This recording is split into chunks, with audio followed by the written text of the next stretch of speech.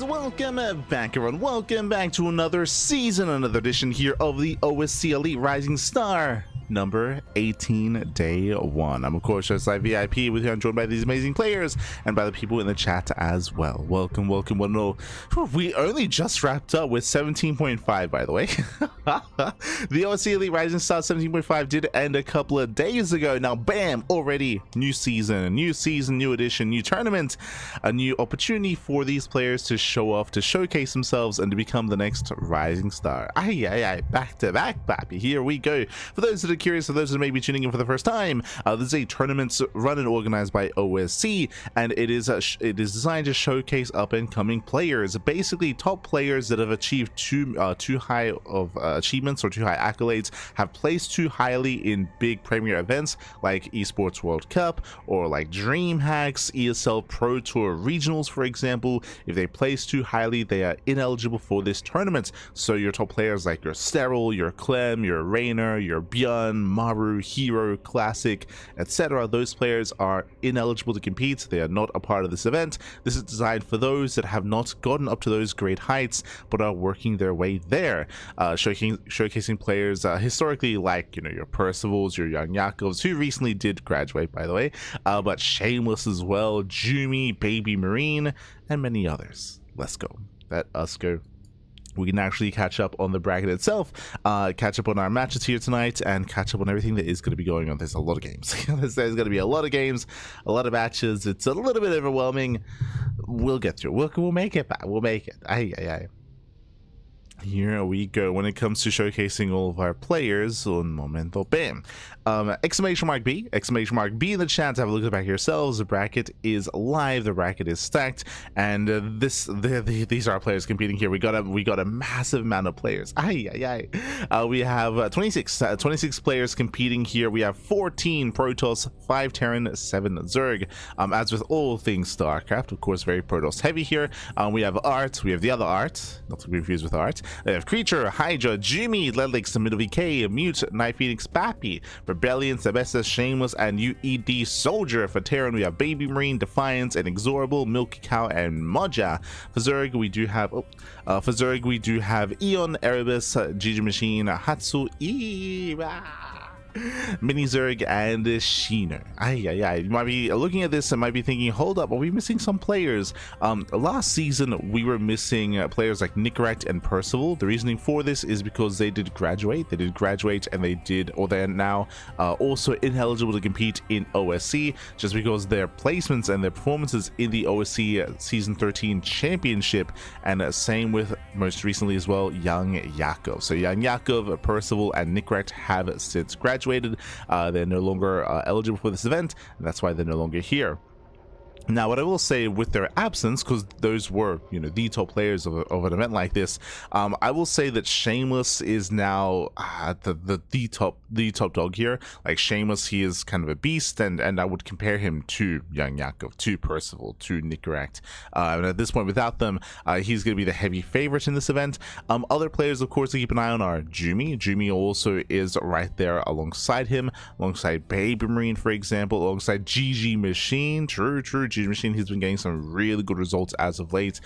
He's been excelling, he's been improving. He's definitely a player to keep an eye on as well. Those are the three in my mind now as the new kind of hierarchy of like Protoss, Terran, and Zerg in this event. An event like this is BabyMarine alongside Gigi Machine, alongside Shameless. But let's go. Regardless, let's delve into the bracket itself. Now, because this is the main event instead of like a 0.5 edition, we have the brackets. We're going to be jumping into round of 32, but it is going to be double elimination. Double elimination, because it's double elimination, because there are just so many players and so many games. This typically lasts around 3 months. This tournament, I mean. Like, so we're here with day one. There's going to be a lot of days of this event. Usually, there's like one broadcast day a week, I should say, and it typically does last around 3, maybe 4 months at most, maybe 4 months. But it's going to be a long event. It's going to be a long event here. Round after round after round. We might not cover all of it, we'll see. Often OSC, they do kind of hand out broadcasting days to other casters, just to kind of spread the love, whether it's ourselves, whether it's Chicken Man, Dave Testa, Steadfast, Wardy, for example. It does kind of pass around back and forth depending on who is available. We're going to be covering day 1. We might be there for day 2, 3, 4, 5, or it might go to another caster instead for some of those days. But now though, going to be jumping into our first set of matches. Up first, we do have a PvP between Night Phoenix and Mindle VK. Let's go. Game 1 is going to be on Winter Madness. Alright, Wikipedia does cut off at the round 16, but if you go to the challenge page, that does cover the entire, that just show everything, and it shows the round of 32. So the challenge page does have the full bracket, and Wikipedia does cut it off. But here we go. Spawning in the top left-hand corner of Winter Madness, we have the red Protoss player. We have the red Protoss player himself representing Storm Gaming. It is Mindle VK. And spawning in the bottom right-hand corner. Here we have the Ukrainian Protoss player, the blue Protoss representing Astronaut Esports. It is Night Phoenix. And if you're in the chat, you know what time it is. It is Gamba time. Predictions are open. Place your bets on who you think will claim the series. Best of luck in the chat, Pappy. Just catching up. Shema, Pappy, Shema. Bienvenidos. If Mini Zerg and BabyMarine play, does that count as a small map, regardless of which map they play on? That's a good question, Pappy. True. Or does that actually mean that whatever map they play on, it's a big map because they're so small, like scale wise? True. God damn it. But we'll see if we get there. We'll see if we get there. For now, though, we have our PvP. For now, we are jumping in. So far, 2-gate opener versus 2-gate opener. No one is going for a fast Cybercore. No one is going for a fast Nexus. No one is cutting corners yet. Probes are moving out across the map to scout, and we'll see if anyone does veer off the path. And we do see Knife Phoenix veering off towards the left-hand side. Does hide his probe over here towards that left-hand side of the map. With this, we can proxy, we can commit, or we can throw down a fake proxy pylon. Show us what you got. As MindoVK does come in with a regular scout. Ooh, pylon gets thrown down. The probe does stay in this position. And based on this location, this would not be a bad location for a proxy Stargate. Proxy Stargates are often thrown down nearby the main base to gain access to the main mineral line, and often thrown down here at the 4th location, at the 3rd location, at the just passable location here as well. MindoVK, yeah, he sees. No, the frowny face. He sees the pylon is missing, so he's like, mate, what's going on? Where's the pylon, papi? How could you? How could Knife Phoenix? So MindoVK knows. He lets Knife Phoenix knows that he knows as well. And it is going to be, oh, not a Stargate. It's going to be a proxy robo. It's going to be a 1-base all-in. So 1-base all-in here from Knife Phoenix. It's all or nothing. And MindoVK, how does he react? Now, already, 3rd pylon is further back in the main. When you macro, when you expand, often the 3rd pylon is on the low ground for a safety shield battery to set up defensively. Here it's in the main base, recognizing that there's a high chance that there is going to be an all-in. Pumping out his first 2, then his second set of stalkers. You can see middle, he's been scouting here on the right-hand side, looking for a fake proxy pylon. And he's scouting over towards the left. Based on the rally, he's checking up the standard Stargate locations. Checking further out here. But there's a low chance he will actually scout the all-in itself. And he reacts, he responds without even scouting with his own robo. Oh! As MindoVK, I believe he does not get the better end of this. Oof. Extra volleys, extra hits. And Mindle, he has to be careful, he has to back off. Behind this again, defensive robo out of Mindle, which is a good call. That is designed to try to hard counter proxy robo. As up. Ooh, Mindle does shoot first. Oh my god, yeah, he does come out on top here. Extra volleys, extra shots. And Mindle, he will win this skirmish. Immortal's on the way. True. And now he confirms. Yeah, now he sees the Immortal. Now he knows 100% it's an all-in. Stalker does scuttle away. Have a 4th pylon on the way. Warp gate is now done. And Knife Phoenix is waiting for his Warp Prism. Prism is coming. Now again, MindoVK, he has the tools to defend. He's got his defensive setup here. He's got a shield battery on the way. He'll have his defensive Immortal as well. He should be working on his own Warp Prism soon. For his own micro, his own juggling.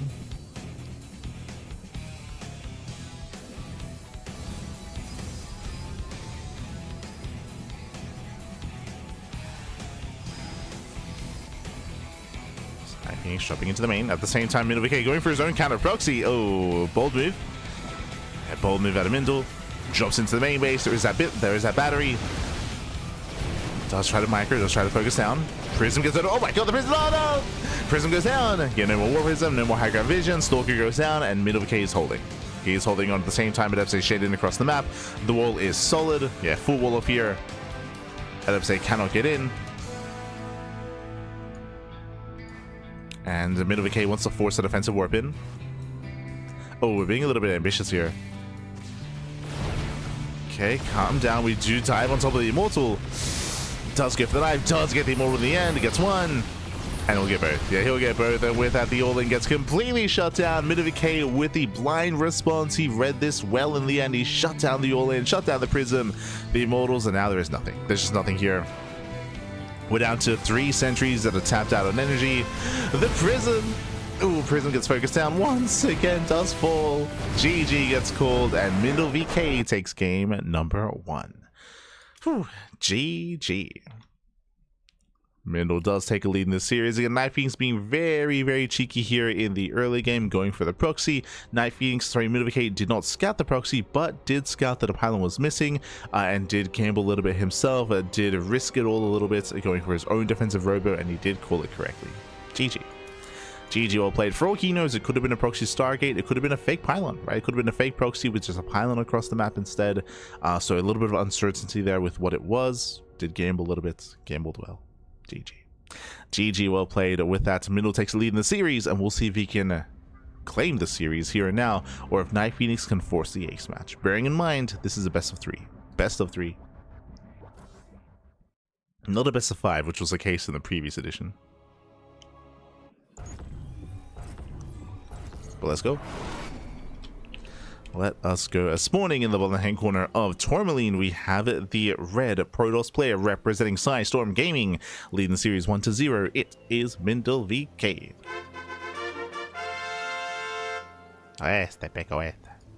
And spawning in the top right hand corner, we have his opponent. We have the Ukrainian Protoss player, the blue Protoss for Astronaut Esports. It is Night Phoenix.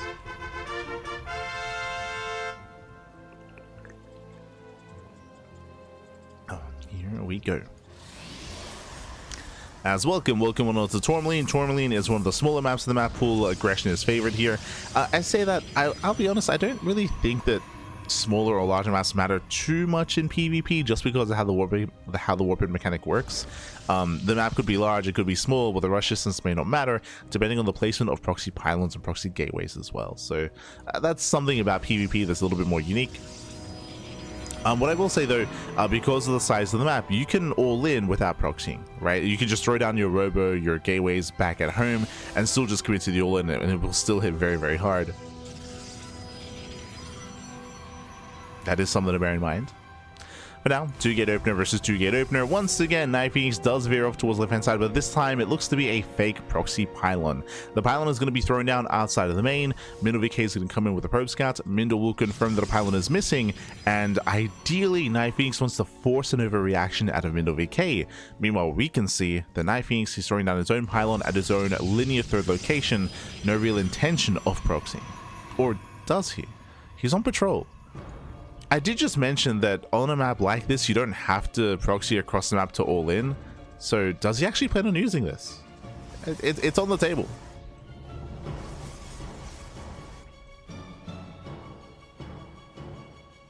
Otherwise the probe will not be on patrol. Wait. No. He got surrounded. I heard the thing dying and I was like, what was that noise? It looks like Mindle VK got his probe surrounded, so he doesn't get a full scout. Oh boy, yeah, he does not get a full scout. For all he knows, the pylon could be further back in the main, it could be anywhere. He sees that a pylon is missing, but he will lose that early probe. He has to send out a second probe. He's scouting here on the right hand side. Meanwhile, it's going to be proxy Stargate, not a one base all in, and Mindle responds with his own defensive robo. So far, this is a good start for Night Phoenix. A better start for our blue Protoss. As we mentioned in the previous game, a defensive robo like this is meant to hard counter a one base all in, but this is not a one base all in. So Night Phoenix is in a better position.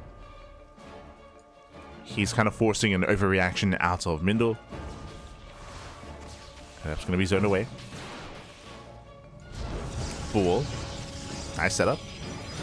There is Alpha Wall off. Now what I will say, I have to echo what I mentioned previously, this defense, this originally defensive build may turn into an offensive one.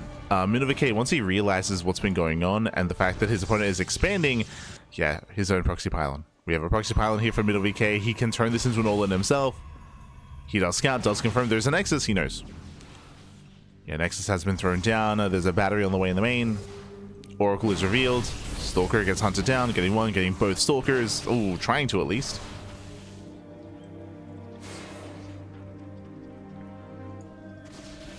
Yeah, mortal production has begun, and we're expecting a proxy gateway. So 3 gateways in a robo is indicative of a one base all in. Oh, as Mindle VK did wall himself in, a little bit wasteful there. Oracle into the main base, there is that battery. The battery should be able to maintain the main. Here comes Mindle. Defensive Void Ray, okay. Void Rays will help. Oracle dips in. No damage. Oh my god. Going for the stasis. Gets focused down. And here comes Rally. It's only going to be 2 gates, so only 2 gateways. Slow warpins across the map. At the same time, Mindle does pick up a Stalker. Nice pickup. Yeah, diving on forward. Ooh, catching another Stalker, committing up the ramp. It's going to be a bit of a trade. Yeah, a bit of a back and forth here. Wastes his volley, wastes his shot, but he still does overwhelm. Void Ray comes in. Oh, it's gonna take 3 volleys. It's gonna take 4. Void Ray goes down though, and there's nothing to it. No battery, no shot, no shield battery. Immortal production's underway, but it's too late. It's too little, too late. And MindoVK, he's breaking that natural. He's got his own immortal. He's got his own immortal. He's got his own slow warp-ins. There's no sentry. There's no force field. He just keep going. The boys are being pulled. Oh my god. Yeah, the boys are being pulled here. Desperation out of Night Phoenix. He has his own defensive immortal. Nice shuffling of units from MindoVK. Diving in the immortal. Ah, he's fine. Mindo, he's perfectly fine. Takes down the Oracle. Takes down the immortals. Oh my god, clutch force field. Very clutch.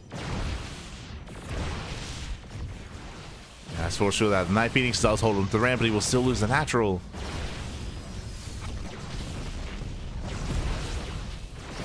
The natural still goes down. Nice target firing on the immortal. He pulls back. GG gets called, and MindoVK will claim the series 2-0. GG. Whew. GG, well played. Congratulations. MindoVK, he will claim the series. He will take the 2-0. Again, a bit of an overreaction early on out of Mindle, going for the defensive robo. But as we mentioned, especially on Tourmaline, you can turn that defense into an offense. He was just rallying units across the map. Because the map was so small, it was still viable to do so. He had his slow warp-ins across the map as well, and barely did overwhelm. It was crucial that Night Phoenix was maybe a little bit overly greedy. There was no battery. There was no defensive shield battery, whether it was in the main base or at the natural. There was no defensive setup there. His Void Ray had potential, and did tank an extra volley at least as well, but he just couldn't build up. He just bled out too many stalkers too quickly. GG. GG, well played. With that, congratulations. MindoVK will claim the series, and we have our first matchup of OSC Elite Rising Star 18 in the books. GG. Now, if you're a fan of Night Phoenix, do not worry. He's going to be knocked down to the lower brackets, where he has a chance. He has a chance to redeem himself to bring it all back. So he'll be knocked down, and we have more matches ahead of us here. Up next is going to be another PV, this time a PVT, Art versus Defiance. Oh boy. Here we go. Going to be jumping into our Protoss versus Terran. A very different matchup, but once again, it's Tourmaline. True, we're back. We are back. And spawning in the bottom left-hand corner of Tourmaline, we have the red Protoss player, the red Protoss himself, representing Quasar. It is Art. And spawning in the top right-hand corner, we have his opponent. We have the yellow Terran player, himself. Representing the line of heroes, it is Defiance.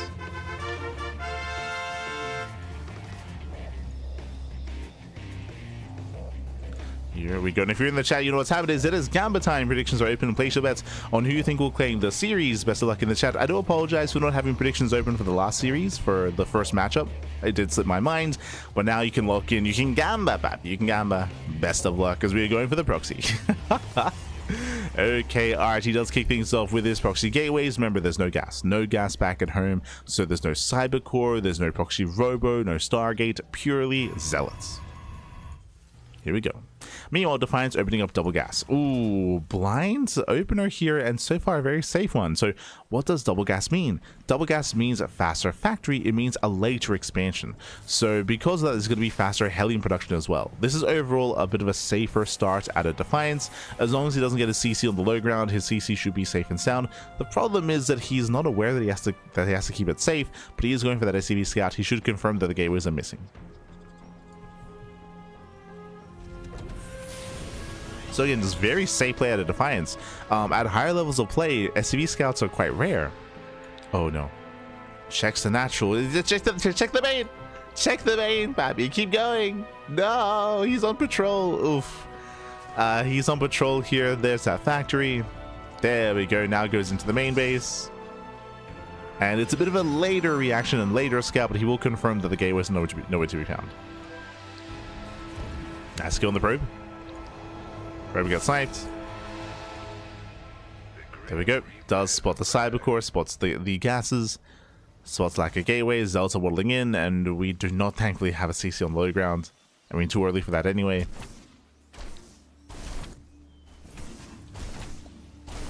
With that, repair is on. Now, bearing in mind that because of the gases are being taken, it's going to be 4 zealots into a pair of stalkers. So here come the stalkers. Being chronoed as we speak. Bunkers on the way. These also are being bullied.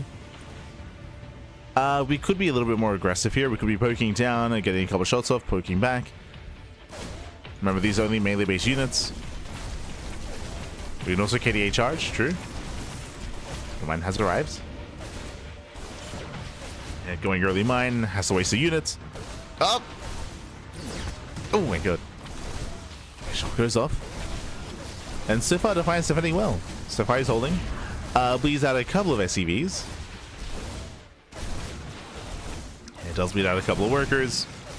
2 SCVs going down. Losing 3. Behind this, Twilight Council's on the way. 2 more gates, 1 base all in. We're not expanding. Alright, if you wanted to, we could expand. No, shot. He's not expanding. Kills 4 SCVs. Another Wood Mine has arrived. These Stalkers have to respect it. Gotta respect the mine, but it's gonna be a 1 base, 4 gate blink all in. Let's go. Going full Wings of Liberty, Pat. 4 gate blink.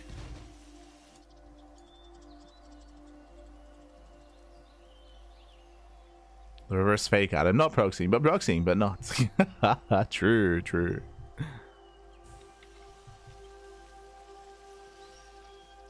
That was in reference to the last game. But RT fans out, looking for any kind of proxy stargates. Sorry, proxy starports. You know what I mean. Say the same thing. SCV is going to be dealt with. This might make it seem like Art is expanding. So Defiance is not fully aware. He didn't rescout the main base. Otherwise, he would have seen gateways and the Twilight Council as well. That's on Defiance.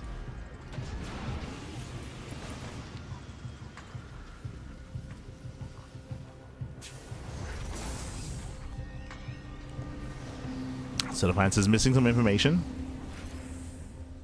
But he's breaking out. Oh, using a Reaper.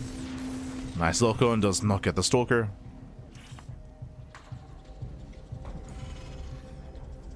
CC on the high ground? Oh no. As we mentioned, Defiance, for all he knows, there's an expansion on the way. He doesn't realize that the all-in is continuing. And this is not safe. Oh boy. Yeah, he's going to be fighting out of range of the bunker and these Marines. Like, this defensive setup here won't be able to help. Now he has to fight for the low ground to save his CC. I appreciate he's trying to hide the Widowmine. Oh!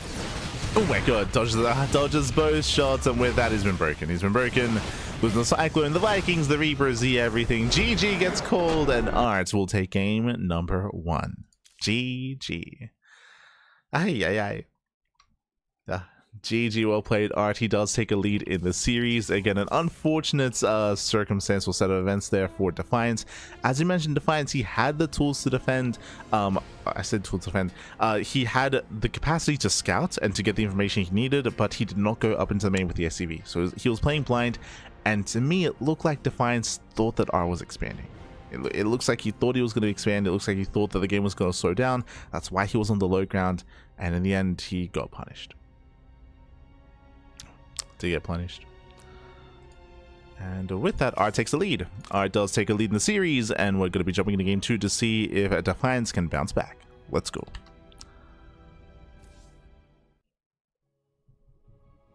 Alright, let's go.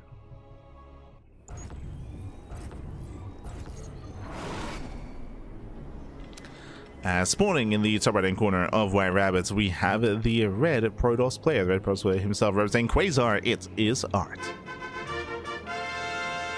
Leading the series 1-0. And spawning in the bottom left hand corner, we have his opponents.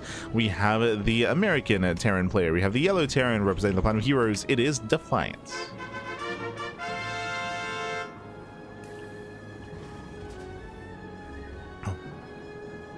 Here we go. As he just wants a macro, Pap. He just wants a macro.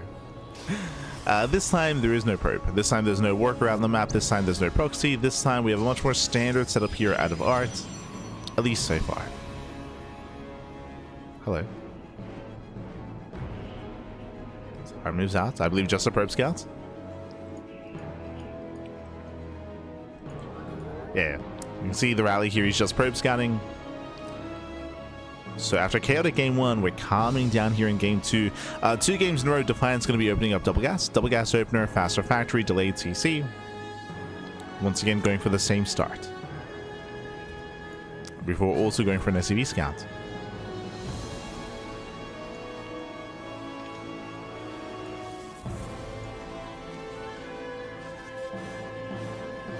Just catching with the chat in the YouTube chat. So I have zero common sense. Is Jumi and For Jumi the same guy? It's all good. They are the same person. For those that are unaware, it was now was it 2 years ago? It was either a year ago or 2 years ago. But For Jumi name changed. He did officially name change to just Jumi. There's no more For. No more For. He cut it out. Got rid of it. Who's he playing for now? He used to be For Jumi. Now who's he for? Ah, Smooch. So yeah, it's all good. It's all good. But the name change did occur again. It was like 1 or 2 years ago. It was like in relative recent history in StarCraft, relatively recently.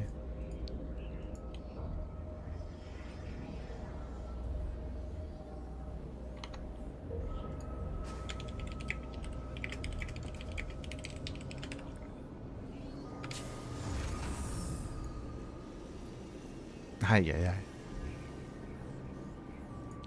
As we can see, Defiance, a little bit paranoid here. He does SCV scout, he does confirm the Nexus on low ground, and likewise, Defiance also scouts on the right-hand side looking for proxies. So just a little bit paranoid here. Understandable after what happened last game. Very understandable.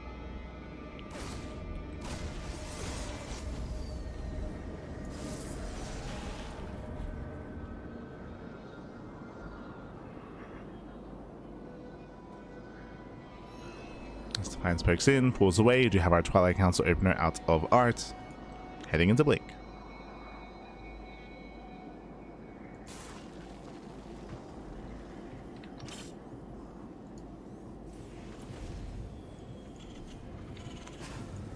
I mean, after what happened last game, a high ground CC. So once again, you can kind of see how the first game kind of influenced the second, just because there was no reason not to get a CC on the low ground. But Defiance didn't believe it, despite the fact that he seed everything. Like, he scouted on the right hand side, he scouted the Nexus timing as well, but very overly safe play here at Defiance with that high ground CC. Just wanted to make sure he just is able to expand. So RT got into his head. Meanwhile, back at home, how many gateways? 2 gate. 2 gate Blink into a fast third. Greedy build out of art. Being very, very greedy. The pressure would be on Defiance to punish that greed. Back at home, oh, Widowmine into Viking? I mean, I was understanding of the Viking setup in the last game just because Vikings early on can be strong defensively here, but usually when you open up Widowmine like this, it's Widowmine into drop. The reason for this is not about economic damage, it's about scouting.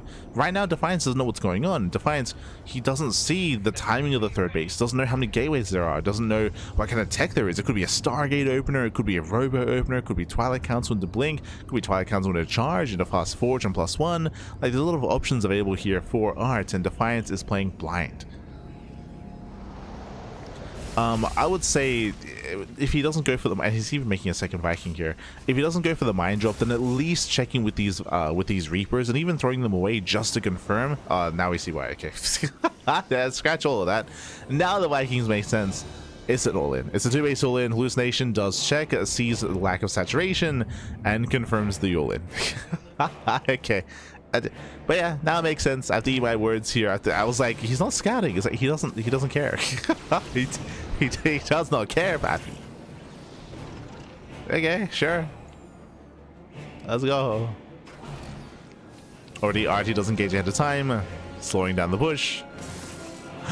Oh my god, does get one of the Widowmines already, gets one. Doesn't get the other, pigs off 2 Marines. So far there's 2 Marines and a Widowmine. Remember, Defiance, he pulled the boys. He's not set up for a longer game. He's not set up. Stim has begun. Oh, when he turns around. Yeah, he turns around, he races back home. The all-in has failed, and now Defiance is in a rough position. Now, the scary thing what just happened, the all-in has failed, and Art went for a 2-gate opener. Remember, it was 2-gate blink into the third. Art went for a very greedy build, and you can see the worker disparity is huge, getting up to 60 probes up against the 38, soon to be 40 workers of his opponent, of Defiance. So economically, Defiance is in a rough place. Defiance's natural is pretty well secure. His main base is more exposed. We got options. Alright, he's checking. Sees bird tanks. He should respect it. Bay's on the way.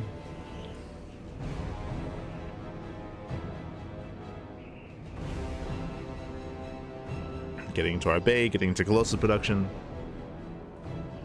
Art from here is just taking up.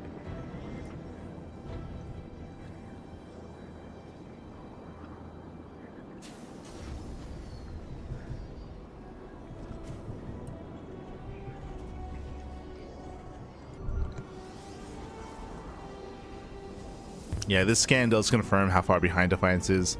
He's like, ooh, you're already fully saturated. Now we have a 4th base on the way as well. Art's getting further ahead.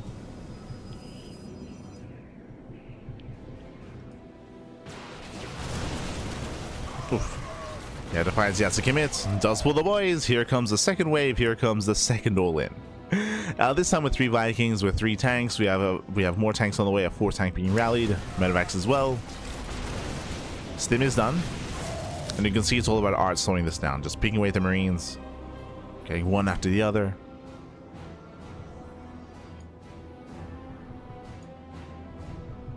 Catching up the Bio Army.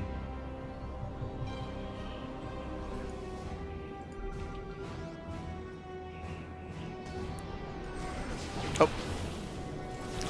He's gonna get caught out, losing a Viking.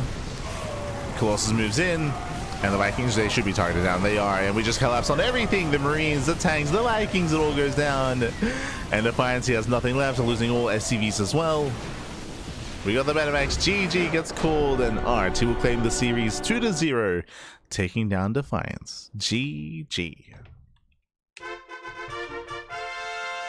Whew. GG, well played. Art, will claim the series. Game 1, he himself went for the 1-base all-in. He was able to catch Defiance with his pants down. Game 2, we saw that Defiance was overly defensive and overly safe in the early game, and I was being critical of his lack of scouting, but then it turned out, oh, it made sense. He was just going for an all-in. He was going for an all-in. Unfortunately, he got scattered early on. He was seen, spotted early on. That allowed Art to engage ahead of time, to slow it down, force the siege, force the burrow, and just never really allowed Defiance to get past the halfway mark. Never let him get past. Defiance then turned that into a 2-base all-in, which I do think was maybe the best decision, just because it was so far behind. But the build and then the setup in the game was already messy, was already wonky for him, and he got shut down. Got shut down in the center. GG, well played. Shout out to Art. Congratulations. Does make it through. Does advance on into the round 16 to face off against his next opponent. So far, the games have been pretty fast. I mean, it's been almost non-stop all-ins, right? Night Phoenix versus Middle VK, 1-base play, 1-base all-in versus 1-base all-in, or 1-base all-ins, like, or just all-around proxy setups.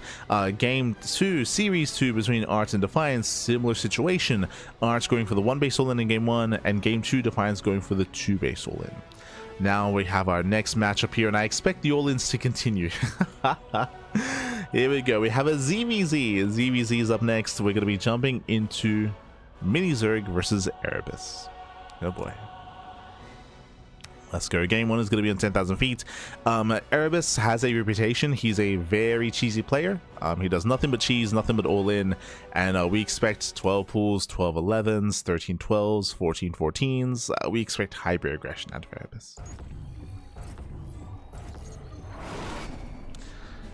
And so here we go, spawning in the bottom right-hand corner, spawning in the bottom right-hand corner of 10,000 feet. We have the Ukrainian Zerg player. We have the Red Zerg representing Hokago T-Team.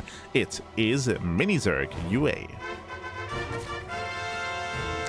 And spawning in the top left-hand corner, we have his opponent. We have the Green Zerg player.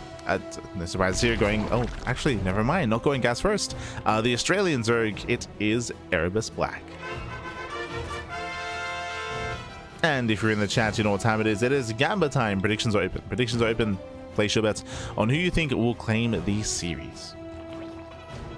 Oh, okay. So Mini Zerg does go for an earlier pool timing. That was a 15 pool timing. And meanwhile, Erebus going for a 15 hatch timing instead. So it looks like hatch gas pool out of Erebus. Meanwhile, Mini Zerg going pool first. Into gasless? Okay. Okay.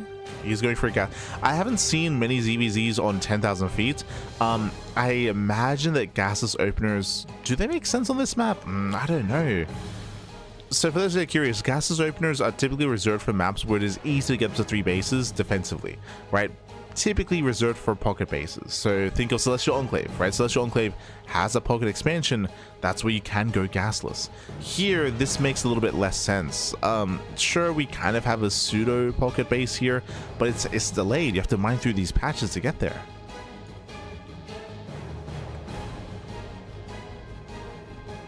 So we go. We have 6 lings on the way. No gases, which means no link speed, no bane bust, no nothing. Just purely lings and drones. And this traditionally leads into a fast third, traditionally. Meanwhile, Erebus getting link speed, pulling out of gas, so purely link speed. To pull out a gas like this means we're going for an all-in. Yep, it's just a link flood. So Erebus is going for the link flood. It's all or nothing. Now, this also means that Erebus can punish Mini Zerg. Yeah, these lings are exposed, and they're going to be shut down eventually. Meanwhile, at the middle line, they get 1, they get 2 late reactions. Oh my god. Yeah, very late reactions out of Erebus. Losing 3 drones. Ay, ay, ay. Yeah, that should not have happened. Brutal damage. Erebus is down to 11 workers. Remember, he's all in. Erebus, he's link flooding. He's going for the link flood. Back at home, we have 3 queens on the way. 2 are going to be ready. And the queens, if they can reduce surface area, they can hold their own. Boys can be pulled to defend as well. Can pull the boys.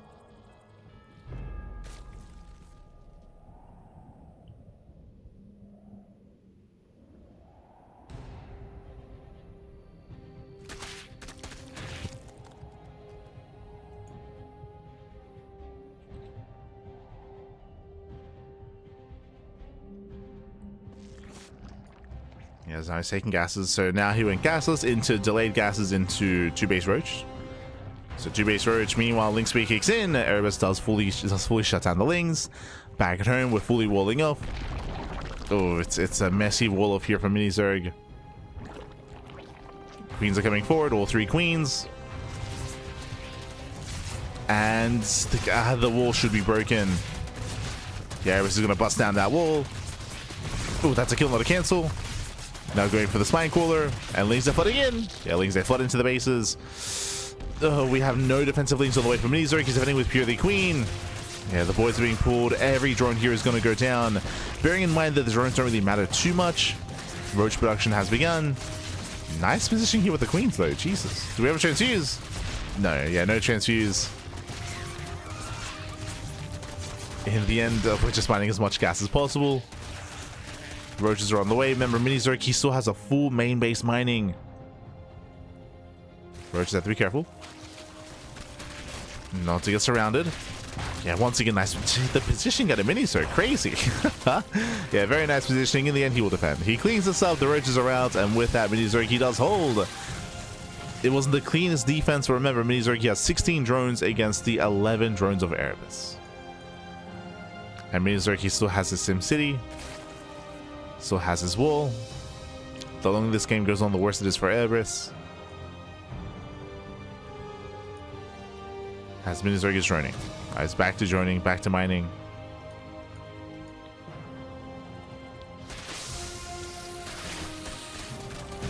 Erebus once again tries to commit in. Better positioning at a Mini Zerg. Mini Zerg cleans up, shuts down all the Zerglings once again. And we're still just all in. We're still just massing more lings. And again, Erebus, he did well for himself. He broke into the natural. He killed all the queens. He killed drones as well. Problem is that it just wasn't enough. Was not enough damage. It was really cool to see in the middle of the defense. If you recall, Mini Zerg, he actually pulled into gas mining while he was dying, like while he was losing his natural, just to ensure he just mined as much gas as possible to make as many roaches as he could. And he mined enough gas for, was it 3 roaches? Yeah, 3 roaches. And that was crucial, to be honest. Like, if that hadn't happened, that would have been game.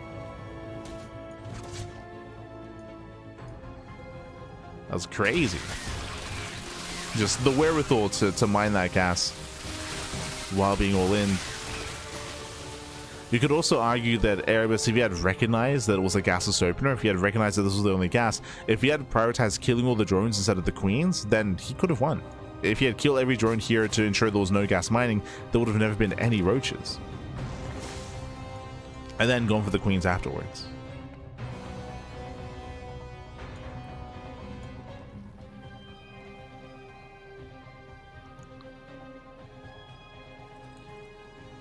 But otherwise, it's over. Like, there's critical mass of roaches. The best chance here for Erebus is maybe if Mini Zerg moves out, if he starts pushing across the map and then Mini Zerg backstabs, and then, sorry, Erebus backstabs. If Erebus backstabs, kills a bunch of workers, and then Mini Zerg turns around and comes back home, that's probably the only chance here for Erebus. Is hoping that Mini Zerg moves out. Speaking of,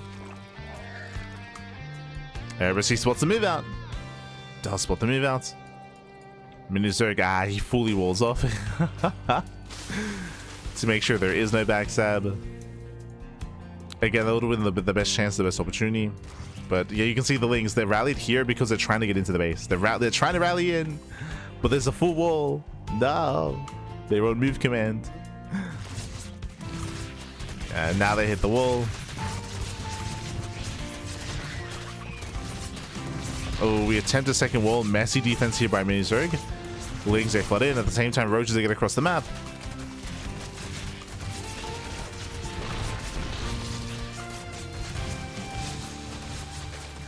And roaches, they get across. Boys are pulled away. Still a very high drone counts. Queens are in position here at the ramp. Very, very mature decision here. Just holding the ramp, just giving up on the main. And Mini Zerg, he's not. He has broken Erebus. Roaches, they break on through. GG gets called, and Mini Zerg takes game number 1. GG. Whew. GG, well played. Mini Zerg does claim the first game here, and we'll see if he can claim the series. We'll see what other cheese Erebus has up his sleeve. We're expecting more all-ins. We're expecting more cheese. We expect it. We expect it. As game 2 is going to be a Winter Madness. Once again, though, just to reiterate, I do feel like Erebus had a chance there to win that game if he had gone and denied gas mining. The problem is that, again, it wasn't necessarily clear. Oh, let's go. We're going for the Clown Fiesta because we got a 12 pool versus a 12 pool. Spawning in the top left-hand corner of Winter Madness, we have the red Zerg player, the Ukrainian Zerg, representing Hokago T-Team. It is Mini Zerg UA. And spawning in the bottom right hand corner, we have his opponent. We have the Australian Zerg player, the green Zerg. It is Erebus Black. Let's go. 12 pool versus 12 pool as we get into our Clown Fiesta. A big shout to Pesavenga in the chat. Papi God, thank you so much. Thank you so much for the gifted subs, to the 2 gifted subs to the community. Thank you. Thank you so much for the support. We do appreciate the support. We appreciate it. Hope you enjoy the content, the casting, the StarCraft. Gracias, papi, gracias. Thank you, thank you. Pues ven ya even. Okay. But thank you, papi, thank you. Gives a sub to D-Stud and to Tetrazino. Thank you, thank you. As here we go, we have our 12 pools underway. We have 6 Lings for Erebus, we have 6 Lings for Mini Zerg. This is a 12 pool expand, so this is a macro variation of build for Mini Zerg. Meanwhile, Erebus is just going for a 12 pool and most likely into drone pool. So Erebus is going for the all-in variation, Mini Zerg is going for the macro variation. And here it is, 12 pool drone pool. Now, typically, I believe you leave a couple of workers to mine. So this is a bold move here by Erebus. I believe you can throw down spine crawlers with this. I believe he has the excess minerals for it. But usually you leave like a handful of drones mining to be able to sustain your reinforcements and sustain those spine crawlers.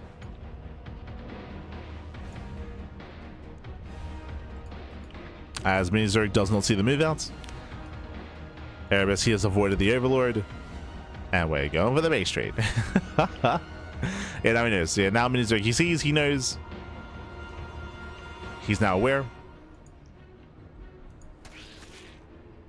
Erebus has been spotted. Minizerg, oh, he does turn back around. He's racing back home to defend. We have defensive spine coolers on the way. We got one in the main. Oh, sorry, two in the main base. And it's all about defending those spines. Can he hold on? Yeah, spawning pool is going to be surrounded. Erebus should have his own spine coolers, but he only has enough for one. Wasting a little DPS on the spawning pool. Actually, he's gonna lose everything. Oh no. Yeah, it was a rough decision there. But he chose to surround the spawning pool, which means he's going to lose every single unit with that. We have plenty of spines, drones as well. GG gets called, and Minizerg takes game number 2 and the series. GG. Aye. GG, well played. Again, Erebus going for the spawning pool was not the play there. He wasted DPS essentially, and he just lost everything trying to focus on the spawning pool of all things when there were already spine crawlers and a queen out. The best chance there would have been to fight in the mineral line to try to avoid this round and try to shut down those spine crawlers. Likewise, I assumed it was going to be a 12 pool drone pool spine rush. But because Erebus didn't leave any workers mining back at home, he actually had no real money for spine crawlers. I think he only had enough for one. So messy execution there from Erebus when it comes to how many boys he pulled, when it comes to his aggression, when it comes to his lack of spine crawlers as well. So it was a little bit shaky there, a little bit shaky. GG, well played. With that, Minizerg does claim the series, does advance on into the next round. And again, we've had literally every game. It's been all-ins. All-ins after all-in, 1 base all-ins, 2 base all-ins. Here we had the 12 pool versus the 12 pool with the drone pool as well. Up next, we're expecting more aggression. We're expecting more all-ins. We'll see. Up next, we have a TVZ between Moja and Eon. Let's go. Now, historically, Eon is hyper-aggressive. Historically, Eon is a very cheesy player as well. But I do know that he has been dabbling in macro as of late, right? Eon, he has been macroing a little bit more as of late, so there's a chance that coming into our next series, we actually have a macro game. It could happen. It could happen. If it were to happen, this is the highest chance of it happening, of course, is Moja versus Eon. Let's go.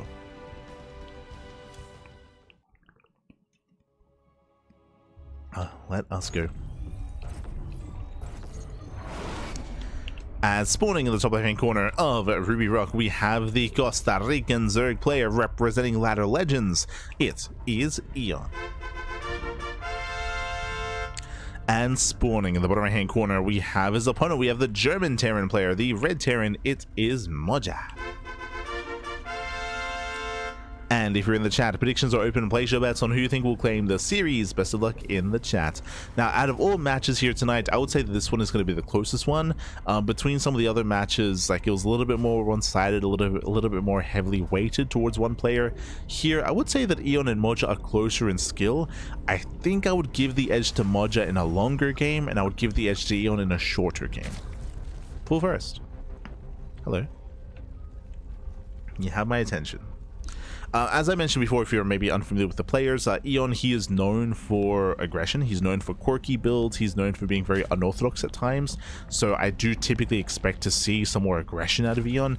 But as I mentioned, like we have been seeing some more standard macro play out of him in recent times. He's opening up gasless. So pull into hatchery, late gases out of Eon. This is not aggressive. I mean, he can make a handful of Zerglings, and he can maybe delay the CC, but he's not going for like a Bane Bust or like a Ling Flood or a Roach All-In. None of that. Meanwhile, when it comes to Moja's playstyle, I remember he used to be on Clan 8-Racks, and he used to do nothing but 8-Racks in ZVT. This is a good map for 8-Racksing, to be fair, so I could see an 8-Racks here. For those that are curious, 8-Racks is a 3-base all-in. 3-base all-in, 8-Racks is just rally Marines across the map. It can hit very, very hard, especially on these smaller maps. Oh boy.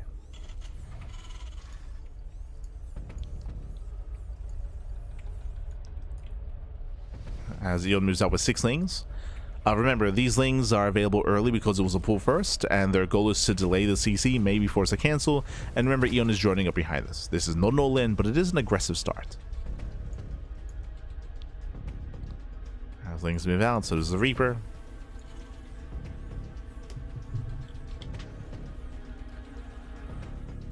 Behind this, we have one Marine to defend. The CC will be delayed, but can we cancel? Peel up a couple of things.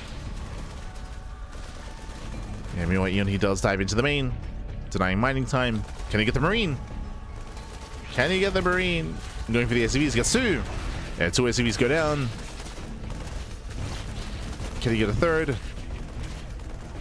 Not quite. Does not get the Marine. Jesus. Oh my god. So close, Piper. The Marine lives. The Marine lives on 5 HP. One shot away from going down. Moja does defend. He does lose 3 SCVs in total, 2 in the main base and 1 mining and creating the CC. So CC was delayed, 3 SCV kills, not a bad start for Eon, as Moja goes for a 3rd CC before Starport. So economic follow-up out of Moja. Eon is stabilizing back at home, droning, saturating, and he's staying in gas. Okay. Because he's staying in gas, this could either mean a fast lair or it could be Ling into Roach. In my mind, if it was going to be Roaches though, it would have been Roach Warren before Ling speed, in my mind. So we'll see. We shall see what the gas is going to be spent on. It's looking like an earlier Evo chamber. Sorry, I meant to say an earlier lair. But there are other options like Evo chambers or like a Roach Warren, like a Baneling Nest. That's a lot of gas though. He's got 200 gas. Jesus. The thing is, like, that could be minerals, by the way. Oh, the tumor. Yeah, tumor goes down. Nice big off there by Moja. Very nice. And we have the answer. It is going to be the Roach Warren. Okay. He's going for the Roach Rush.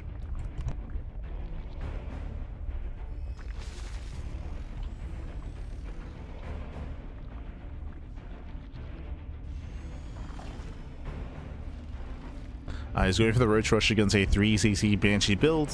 This will be more ideal for a Moja. I mean, Banshees are ideal, as they of course shoot down. Roaches don't shoot up. Defensively, they can just clean up this army real fast and real hard. Oh boy. So I'm favoring Moja's position. We are blind at the moment. Moja, he has not scouted the main, but I spoke too soon. The Reaper goes in, and the Reaper does not get behind the mineral line. Does scout the lack of lair. At 440, that's a little bit suspicious, as this is an all-in. Yep, Eon is going for the 2-base all-in. You can see here the 3rd base is just for larva. Just for larva. He's droning up to 38 workers. That is just under 2-base saturation. No lair, no Evo chamber, no nothing. It is purely an all-in. So we did mention that there's a chance that we might get a macro game finally this broadcast. The answer is no, not yet. Do we ever macro at all tonight? That's a good question. That's a good question. Oh boy. As here we go. Ravagers are morphing in. More Lings are on the way. Back at home at Moja, he does spot the Zerglings at least. Does spot the Lings. You can see Eon trying to lure the Banshee away from the natural and away from the Ravagers. Moja's got 2 bunkers on the way. He's got his tank on the way as well. Moja, good read. We mentioned that he saw the lack of lair and the gas mining. Ravagers, they come in. They can pile down the first tank. That's a lot of piles. Oh my god. Yeah, first tank goes down. Lings, they bust into the mineral line. But Lings are running out of Lings already. Where are the reinforcements? Yeah, Lings are late. Yeah, Lings, the reinforcements are delayed. Ravagers are going down. Every Ravager falls. Oh my god. Jesus. And Moja holds. Yeah, Moja completely shuts us down. The Ravagers have fallen, the Lings have fallen, and now Eon decides to drone up and get a lair. It's so late. It's so late. It's so delayed. Eon is miles behind. The all-in has failed. And the reason why it's called an all-in, if you don't do enough damage with it, I mean, you're down and you're out. So Eon is going to try to macro out of this. Remember, Moja, he already has a 3rd CC. He already has a 3rd base. We have Stim on the way, +1 on the way. Now, this game will continue until the Stim timing. So Moja should stay at home until Stim finishes. And there are going to be some opportunities here for Eon. He might catch the tanks. We got a full wall. But he might be able to catch the tanks. He might get some SCVs. There's a chance here for Eon to find something. Jesus, that's 3 Banshees.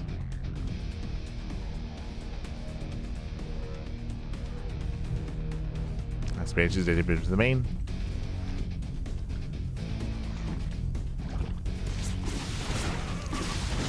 One Manji versus 30 Roach. 30 Roach. No, the fact that link speed was being researched was indicative that it was going to be link reinforcements. Otherwise, link speed would have never been researched at the start of the game. So that was an indication. As Eon, he's going double Evo chamber, going for the infestation pits. Again, we got a ways to go to try to recover.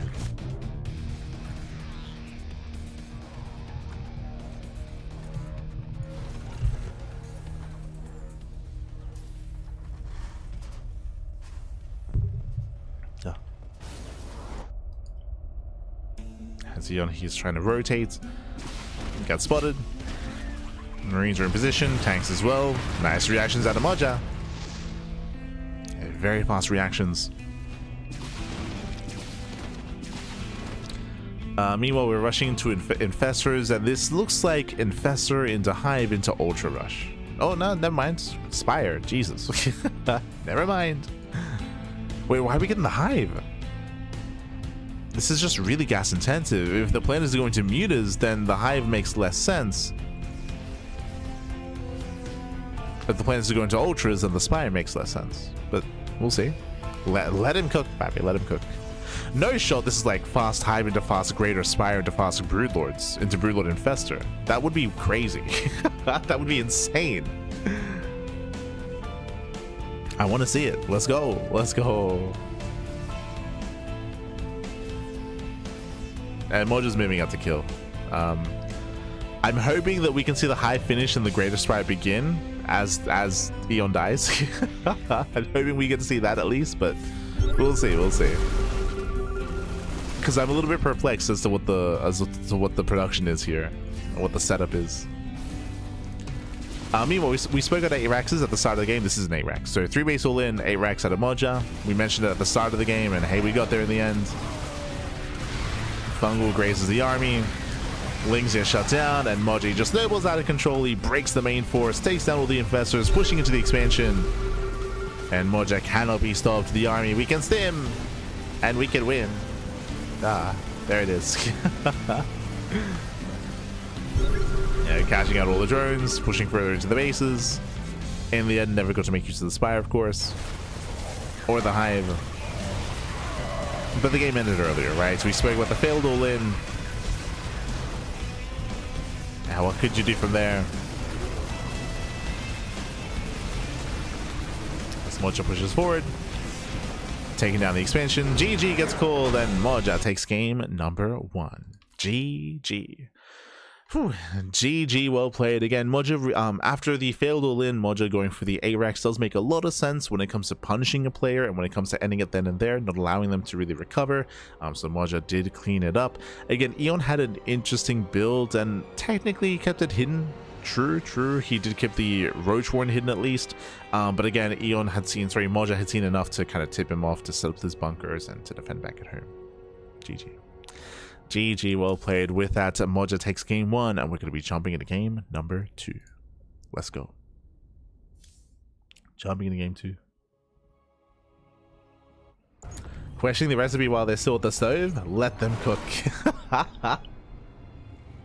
I will question the recipe, Pappy. Look, there are some ingredients that just don't go together, okay? they do not blend well, Pappy. The concern was there, but here we go. Spawning in the top left-hand corner of Winter Madness, we have the Costa Rican Zerg player. We have the Blue Zerg down in the series. We'll see if we can bounce back and make a series out of this for Ladder Legends. It is Eon.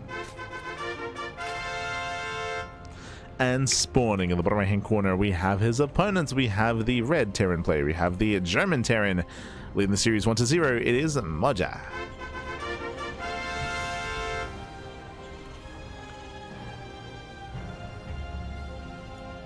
Go. I believe Moja's using the 20-year anniversary decal. Do love to see it. Yeah. As we are going to be settling in. Now, as a reminder, what happened last game, Eon did open pool first. Remember, he went for a pool first opener into late gases, into Ling speed, into a 2-base Roach all-in, or 2-base Ling Ravager all-in. This time, hatch first. So this time we have a standard opener out of Eon. And do we finally get a macro game in today's broadcast? Oh, That's going to be hatch first into a spawning pool into delayed gases. So the openers here are very similar to last game actually, because last game we also had late gases. In game 1 it was pool hatch, this time it's hatch pool, but in both games late gas geysers. Now traditionally, Jesus, as we're going for a third base already, okay, hatch pool hatched hybrid greed out of Eon. Oh my god, this can be abused pretty hard. Now because of the build, because of the setup here, a couple of things. One, link speed is going to be non-existent, right? There's going to be no link speed, so the defensive position early on is going to be weaker. On top of that, as you're seeing here, queens are also delayed, so the queen is going to be a little bit off timing and off center. We'll see if Moja can punish someone like Clem, for example, especially in the last, like in 2024. This kind of style was a little bit more common even on safer maps like Crimson Court, for example, or Radza Station, but we had safer maps to go gases on, and Clem was so good at punishing Serral, punishing Raynor, punishing all the top Zerg players. How? By going for a 1-1-1. You have to scout though. Moja pokes in, he does poke forward here, and seeing the queen timing would be a bit of a tell. Doesn't go into the main yet. Checks. Oh, sees the third is almost done. He knows. Yeah, this is the tell. He's going for a third CC. Never mind. He's going for the third base. If Eon was, if he was able to piece it all together maybe a little bit faster, we could have seen an earlier starport and gone for a 1-1-1 and been hyper aggressive. Here we have a standard economic opener. What does that mean? That means that Eon gets away with this greed. He does get away with it. So hybrid greed here by Eon, making only 2 lings, getting a faster expansion and delaying his gases, and he does get away. Meanwhile, when it comes to the follow-up here, traditionally you skip ling speed because it's so late anyway, and you go straight into roaches. Traditionally. You go into Roach Ravager, and then from there you can go Roach Ravager Ling Bane, or you can go Roach Ravager Hydra Lurker. We'll keep an eye on him there. So we have the 100 gas.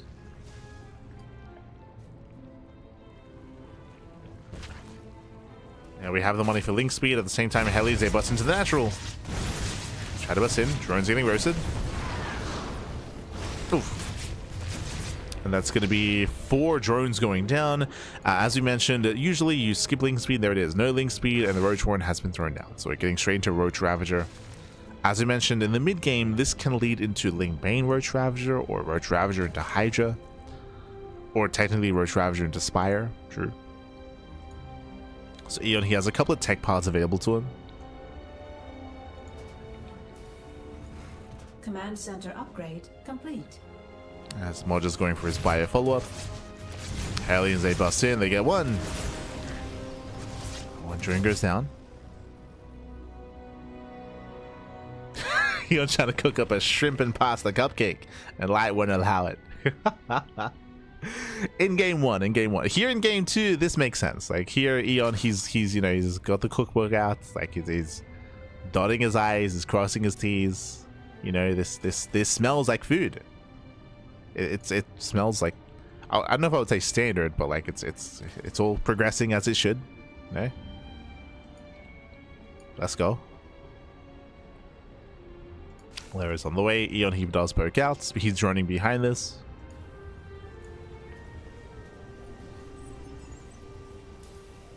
This isn't like a traditional build, but it checks out. It checks out.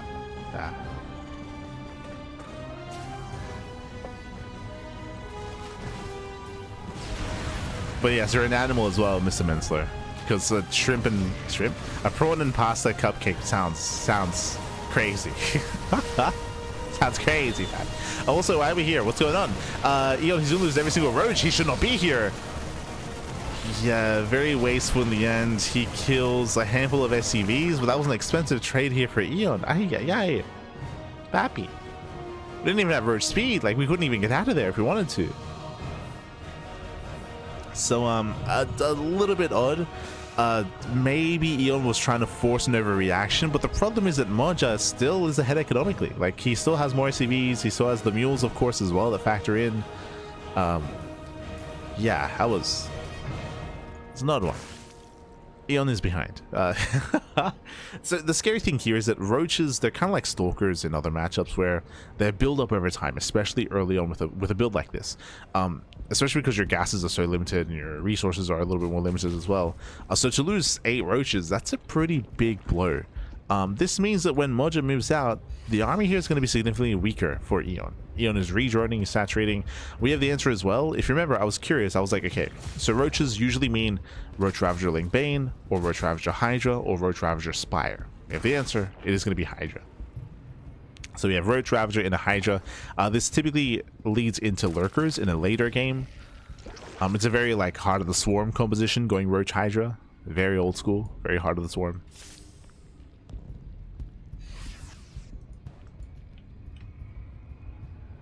That was, of course, before the Lurker was introduced, and back when that was like a viable composition alongside Ling Bane Muta.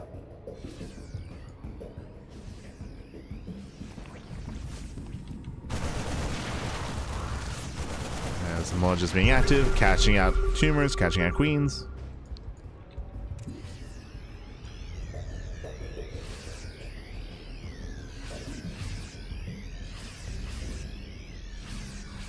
Trying to think of the most unappealing combination I could go for. Have to succeed and sad at the same time. I mean, but pasta and prawn doesn't sound too bad.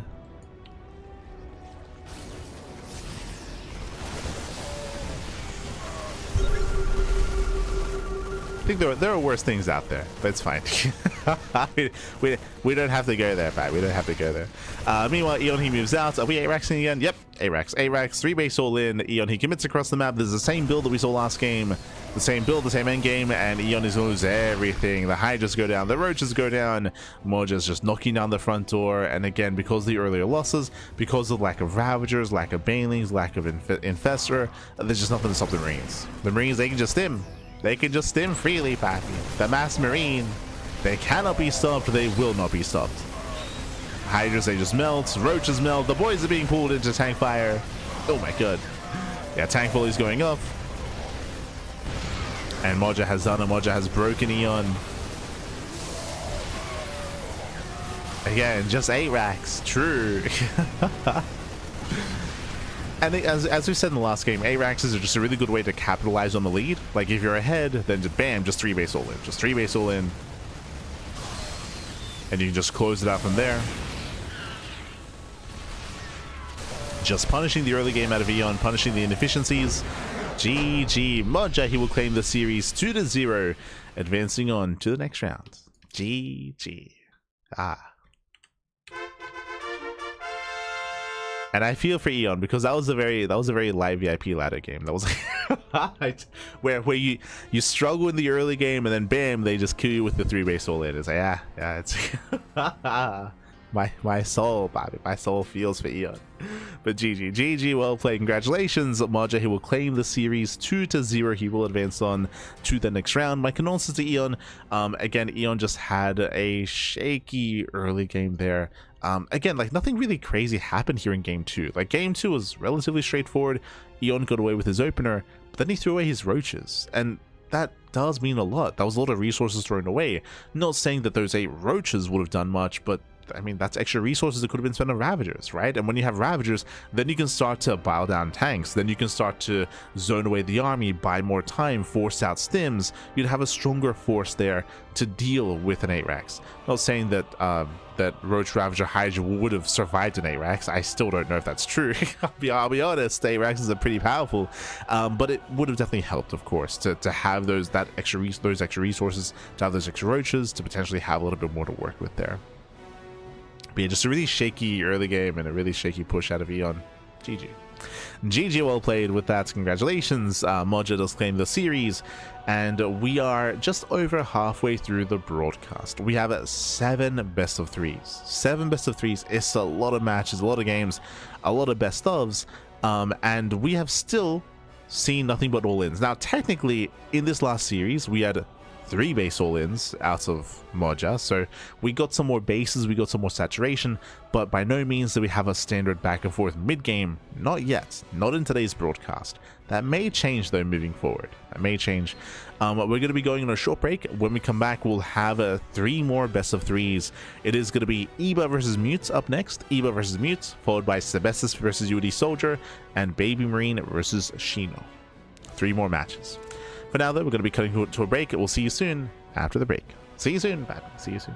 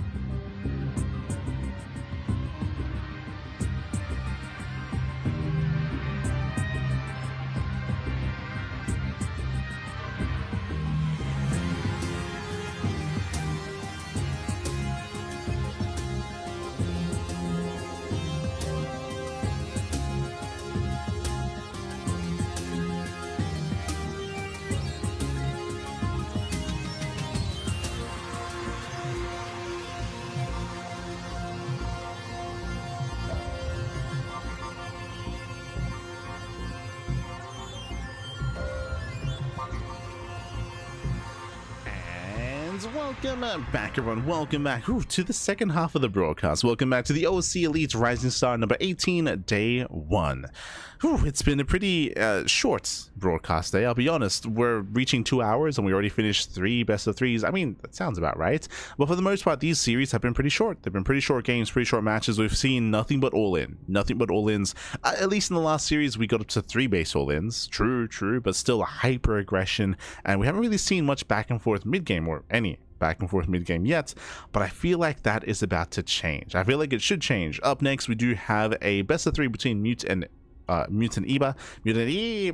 Now, I am of the opinion that Eba is going to be hyper aggressive and is going to be hyper aggressive and very in the face of Mute.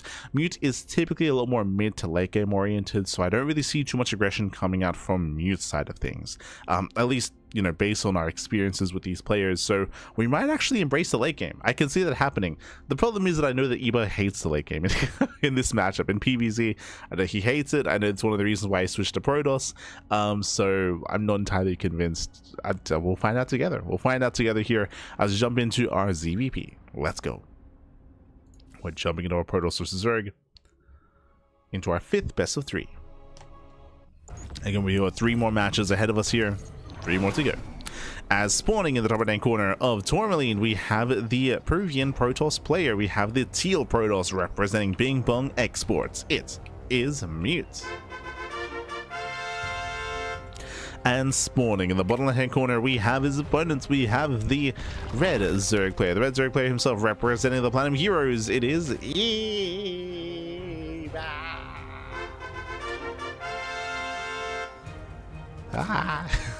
And if you're in the chat, it is Gamba time. Predictions are open. Place your bets on who you think will claim the series. Best of luck in the chat. Let's go. All to 0. Yes. So far, every series has been 2-0. And we've been seeing nothing but all-ins. They've been succeeding, they've been failing, but so far, just very short matches, very fast games. We'll see if that changes here and now. So far, do have our hatch first.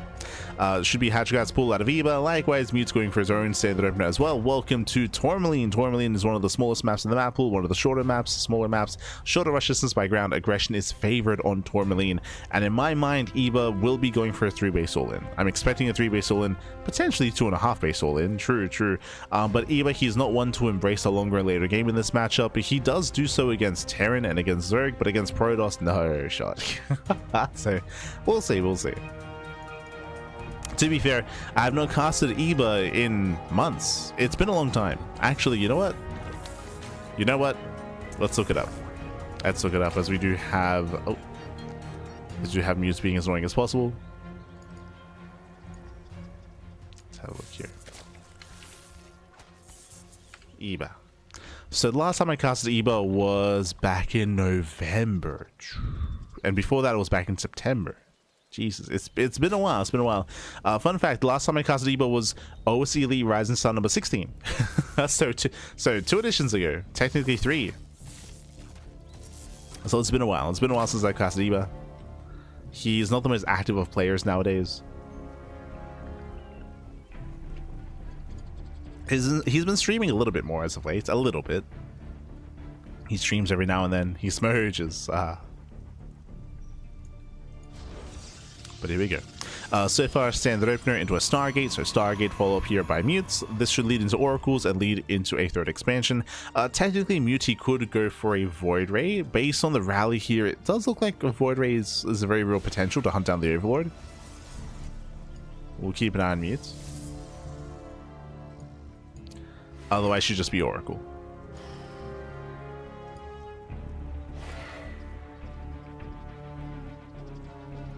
Pura vida, bro. Saludos. Saludos, papi. Saludos. Bienvenidos. As Mute gets eyes on the 3rd base. Likewise, Stargate is now done. Opening up. Oracle. There we go. Oracle's on the way. So Mute is building up. From here, you can now expand, build up into triple Oracle, into a third Nexus. The next big thing that we're looking for here is the timing of the Twilight Council. If the Twilight Council is early, it's more indicative of Glaive Adepts. If it's later with a Forge, it's more indicative of +1 Blink or +1 in charge. So eyes are open for that Twilight Council. Meanwhile, Eva is just droning, just chilling back at home, building up on 3 bases. Nothing crazy, nothing wild.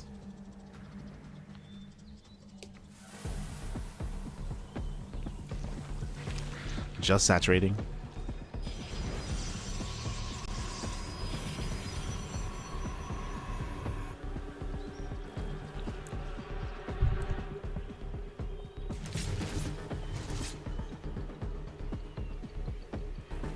Yeah. See the alert going in. Oh, that is going to be a bit of an earlier Twilight Council, though. Twilight Council and a Forge, but earlier than normal. The Overlord will confirm this. Now, this could just be an inefficient build, or this could be something more sinister. I'm leaning more towards charge and +1. But we'll see. Just to hit an earlier charge timing, but eyes are on mute. Meanwhile, Mute is active with the Oracles. Again, they can one-shot drones. They can, they will. He gets 1. He gets 2. Get 2. Oh, 2.5 drones go down. Barely doesn't get the 3rd drone. And oh, that is not what I was like. Okay, I was like, he's crazy. For a moment there, glaives did begin, which made no sense. But there it is. There is charge. As we mentioned before, the earlier tech, the earlier buildings was indicative of charge more than blink. Based on what we saw, I mean, if you remember, Ebo saw the same thing. He also saw the earlier Twilight Council and earlier Forge timings, so this should be in the back of his mind. And we get a Safety Roach Warren. So Safety Roach Warren, so far a good call. Oracles, they did it back in, they get 2 more drones. 2 more drones, pulls away. Zealots are banking up. And Eba, he already has the tools to defend. Now it comes down to whether or not Eva actually makes any roaches. As he's working on +1 range. So he is building up the roaches. Hydrogen gets thrown down. Hopefully Eva isn't too greedy. The Hydrogen is a little bit much. Bearing in mind that we're banking up Zealots for that +1 timing. +1 is almost done. The upgrades are on the way. And we're going to wait for 1 more warping of Zealots. Building up to 6 gateways. Mewtwo will soon pull the trigger. Here it is.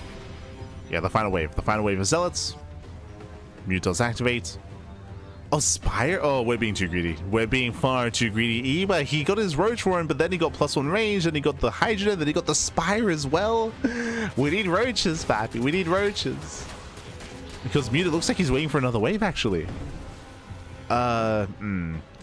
This would make sense if he warped in, if he had already warped in like 3 or 4 High Templar. I mean, look at this. Storm is almost done, but he doesn't have anything for it. He has no High Templar. So this is going to be a little bit weaker. Like, imagine this hitting with like 3 storms. Regardless, he's pushing out. Eva's been quite greedy. He's got 9 roaches to defend.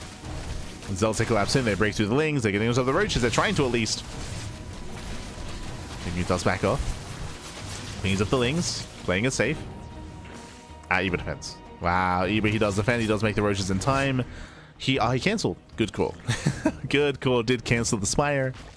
Thank God. So cancel the Spire. He's building up his roaches and then working on Hydra upgrades. And Eva, he does defend in time. That was close. That was close. That was clutch. And once again, Mute, like, it was a bit of a weird setup there just because he had built up his storm so quickly, but didn't get to make use of it. So Eva holds. Eva holds. Eva is droning up to 68. That is 3 base saturation. So we're cutting workers at 68. We're making nothing but roaches and hydras, and Eva should be maxing out.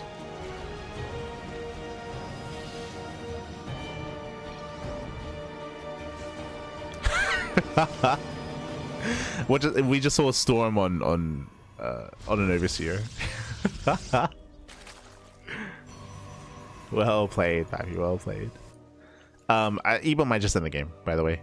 We're the Immortals, right? We need defensive Immortals, we need defensive Archons. With a purely Zealot Zealot High Templar defense, it's going to be a shaky defense here for Mute. Eva's maxed. Eva's maxed out. From here, pushing forward. Does have to respect the storms. It's a first. First storm lands.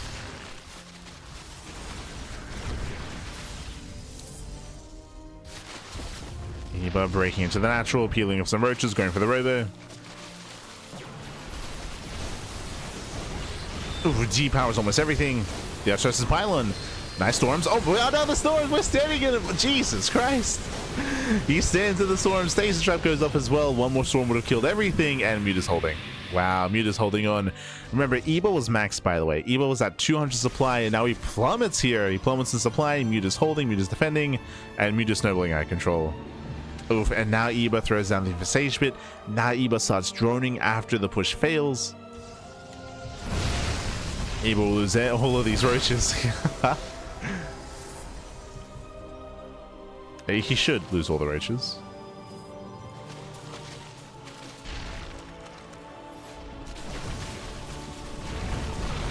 Ooh, that's a kill, not a cancel. Okay. Kills the expansion, but the reality is that Mute can A-move. Like, Mute, he has a large enough army to just move across the map. The one thing that's keeping Mute back is no War Prism. If he had a War Prism, he could reinforce, Jesus. He could reinforce and then just commit across the map and just roll over Eba. Eba needs time, late drones, late saturation, late tech, but he's getting there. Hive is on the way. Lurkerton is on the way. If Mute backs off, if Mute throws down a Fleet Beacon and throws down a Stargate and starts working towards Sky Toss and turtles up, then he will give Eba the chance to recover.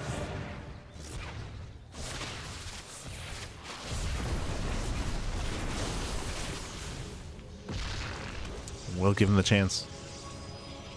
Mute doesn't give him that chance, so he does start to push. We're lacking an army here, though. Where are the warpins? Yeah, we're missing a warpin. We need gateway reinforcements. As everything's coming together. Where's that warpin, by the way? That was like there it is.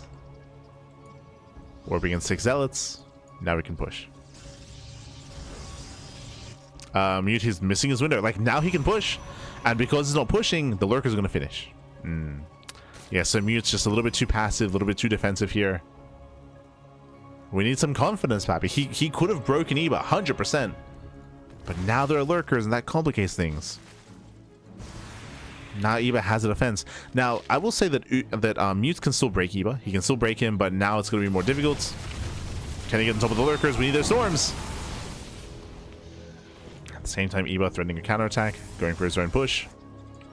Hey, your base is under attack. Yeah, Mute turns back around.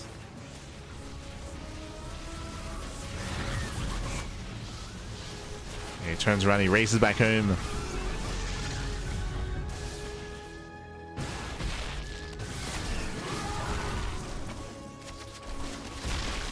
Oof, oh god.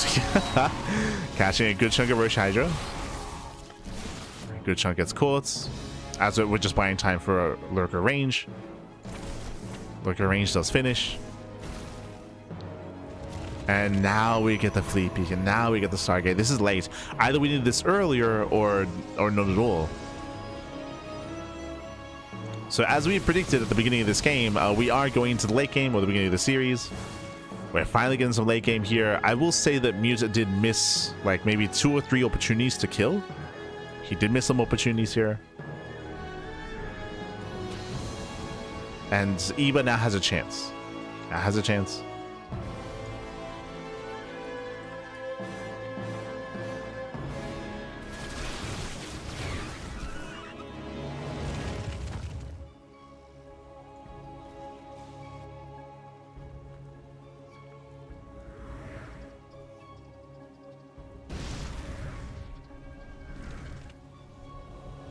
You're just pushing in between the bases.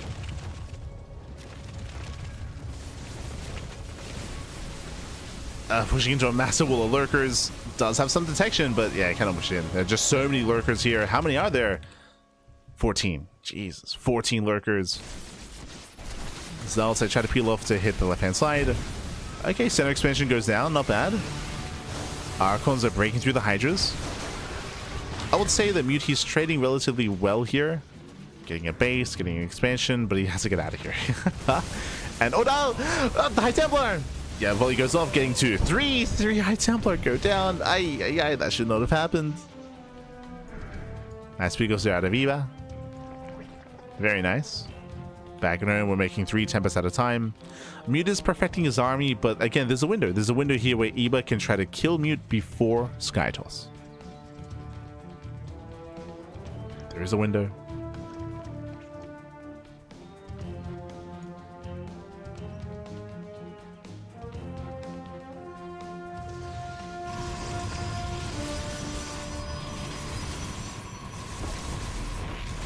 Now Zerkas will get behind the mineral line.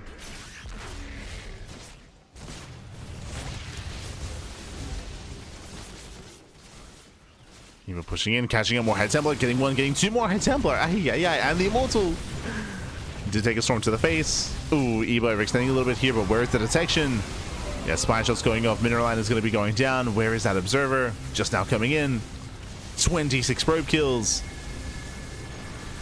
Oof, and Mute, he's stacking up too much. He's stacking up far too much. 3 more Immortals go down. 4, 5, every Immortal falls. And Mute just falling apart here. Losing 31 workers at the same time. The Soul Lurker shedding away at the expansion. Mute losing everything on the ground. The Immortals, the Archons, the High Templar. And again, as I mentioned before, like Mute, he had opportunities to kill. Like he was ahead in this game for a lot of this game. But it was a late switch into Skytoss. A late setup. But he saw his moment. He seized it. Oh my god. He took it, baby.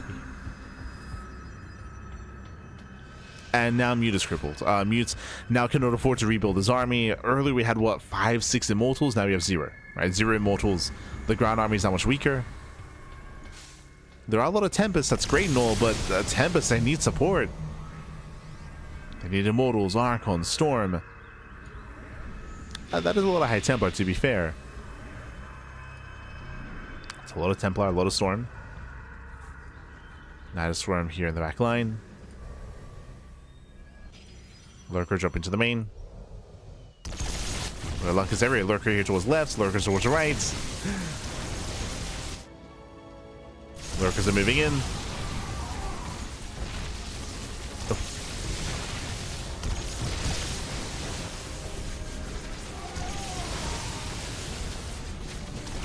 As you can see, our Mute just cannot gain ground. And once again, just losing more probes. Losing more probes, more economy. Jesus. But he can't afford to lose his space. And he's tempted. He's going for the dive. Oh, gets High Templar. Gets 1. Gets 2. 3. There's 1 Templar left. There's 1 Templar remaining. It does have a Storm. It's a Mute he has to go through. He has to commit.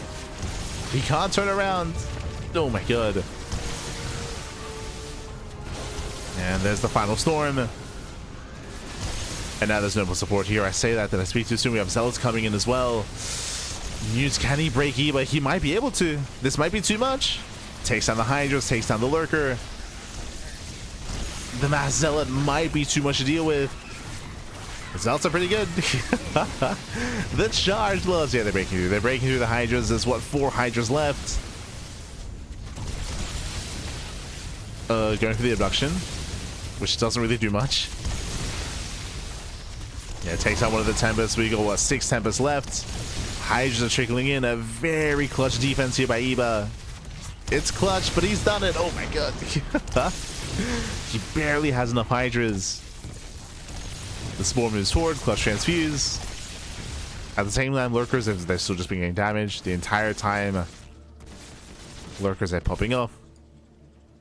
Mute almost had enough. Casito, papi, casito. Almost had enough on the ground, but the lack, like, imagine if these Lurkers weren't doing damage. Imagine if he could warp in 2 extra wave of Zealots. Like, that would have been game. Like, even here, the charge will say just punish the Hydras. We could have had so much more mineral income and so many more Zealots as a result. As the Lurker kills the expansion, maybe. Oh, 1 more shot. Oh my god, Nexus goes down. Down goes the 3rd. Down goes the 4th. 2 bases full to single Lurkers. Yeah, these lurkers, they're just buying so much time. And Eba is remaxing.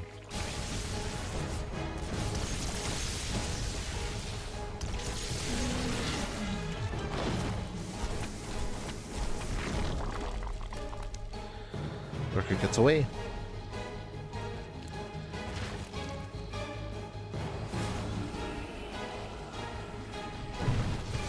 Oh, jeez. As Mute is down to one base mining. One base. This is the only base left. So really mining. And even then, there's nothing here. Massive launch on the Tempest. Not worth it. Jesus. Yeah, not quite worth it. Lurker is dealt with. Now the Swarm does go down. Eba pushing in. Oof. Has to babysit that Viper. This is still very clutch. Numbers are in favor of Eba, but at the same time, a couple of well-placed Storms can annihilate these Hydras. As Eba has to play it slow. He's got to play it slow. Play it safe.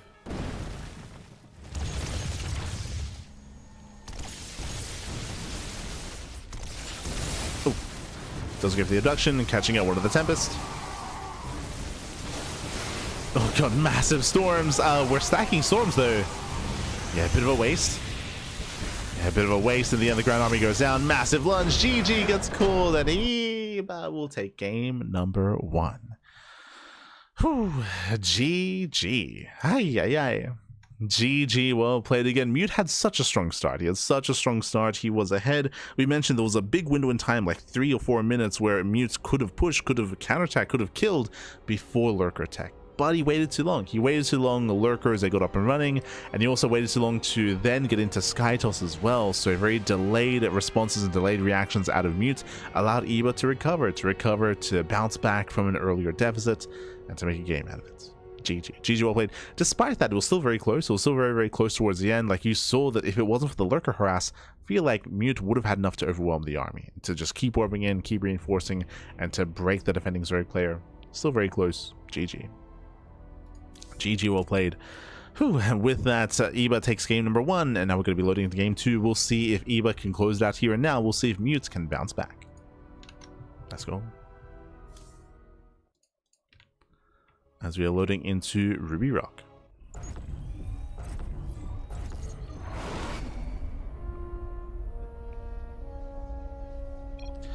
And spawning in the top left-hand corner of Ruby Rock, we have the Peruvian Protoss player. We have the Teal Protoss representing Bing Bong Exports. It is Mute.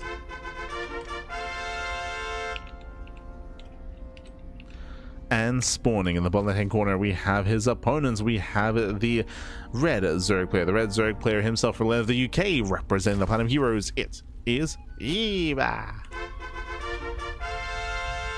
Eba. But here we go. Welcome to Ruby Rock. Ruby Rock is one of the smaller maps in the map pool. Aggression is favored here on Ruby Rock, and we'll see how aggressive our players plan on being, bearing in mind that winding it back, it was a long game. It was a long game 1, the longest we've had so far tonight. But Eba did open things up with an all-in. Remember, he cut workers early at 68.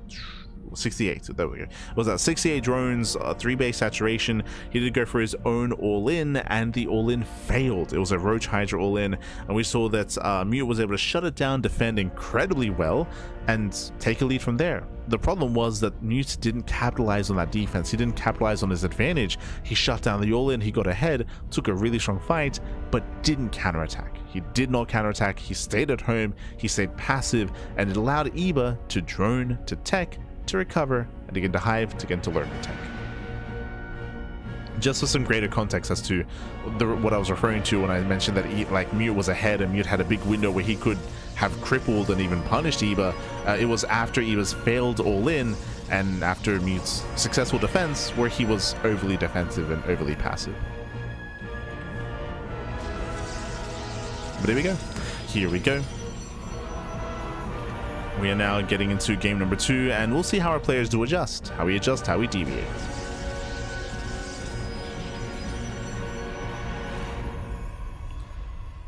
For now, standard openers, hatch gas pull out of Eba. Oh, the drone! That should not have happened. That should not have happened. The drone goes down. A 1-to-1 trade. Ay. So cheeky moves there out of mutes. Kills. I mean, he does trade, I suppose. It does lose or does kill a drone. From here, we're going to be building up. So far, Stargate out of mute. Nothing crazy. Standard opener. Likewise, Hatch Gas Pool out of Eba, claiming his third expansion. Vámonos, mute. Vámonos. They're going to go to bed 3 a.m. Aha, buenas noches, papi. Buenas noches. 3 a.m. Oh, yes, if you're in Europa, it's very late. It's very late. Get some sleep. Animals. Animals. Ay. Este chileno. Bienvenidos. Este chileno.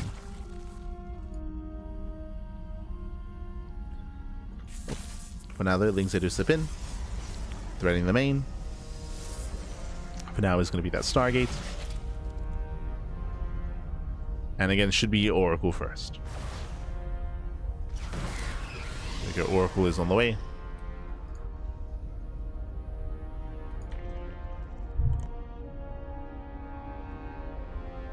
Now, once again, just like last game, our eyes are going to be on the Twilight Council timing. If you recall, last game, we did notice that the Twilight Council and Forge were earlier than normal, and that was indicative of early charge, which is what Mute went for. So once again, we're looking to see if it's going to be an early Twilight Council, if it's going to be an early Forge, if it's going to be a later Council instead, and if there's going to be a Forge at all. Technically, we could see like a fast robo. Oh! Hello. It's going to be Oracle into Void Ray. Very interesting. Obviously, the role of the Void Ray is to hunt down Overlords. To hunt down Overlords, to deny vision, deny scouting, and to potentially hide the tech. Now, whether or not there's anything to hide, I mean, that's yet to be determined. It is not uncommon to go Void Ray and play Standard and just kind of have that idea or just kind of play with that ambiguity that you now have where your opponent doesn't know what's going on. The mind games. Or you might actually hide something.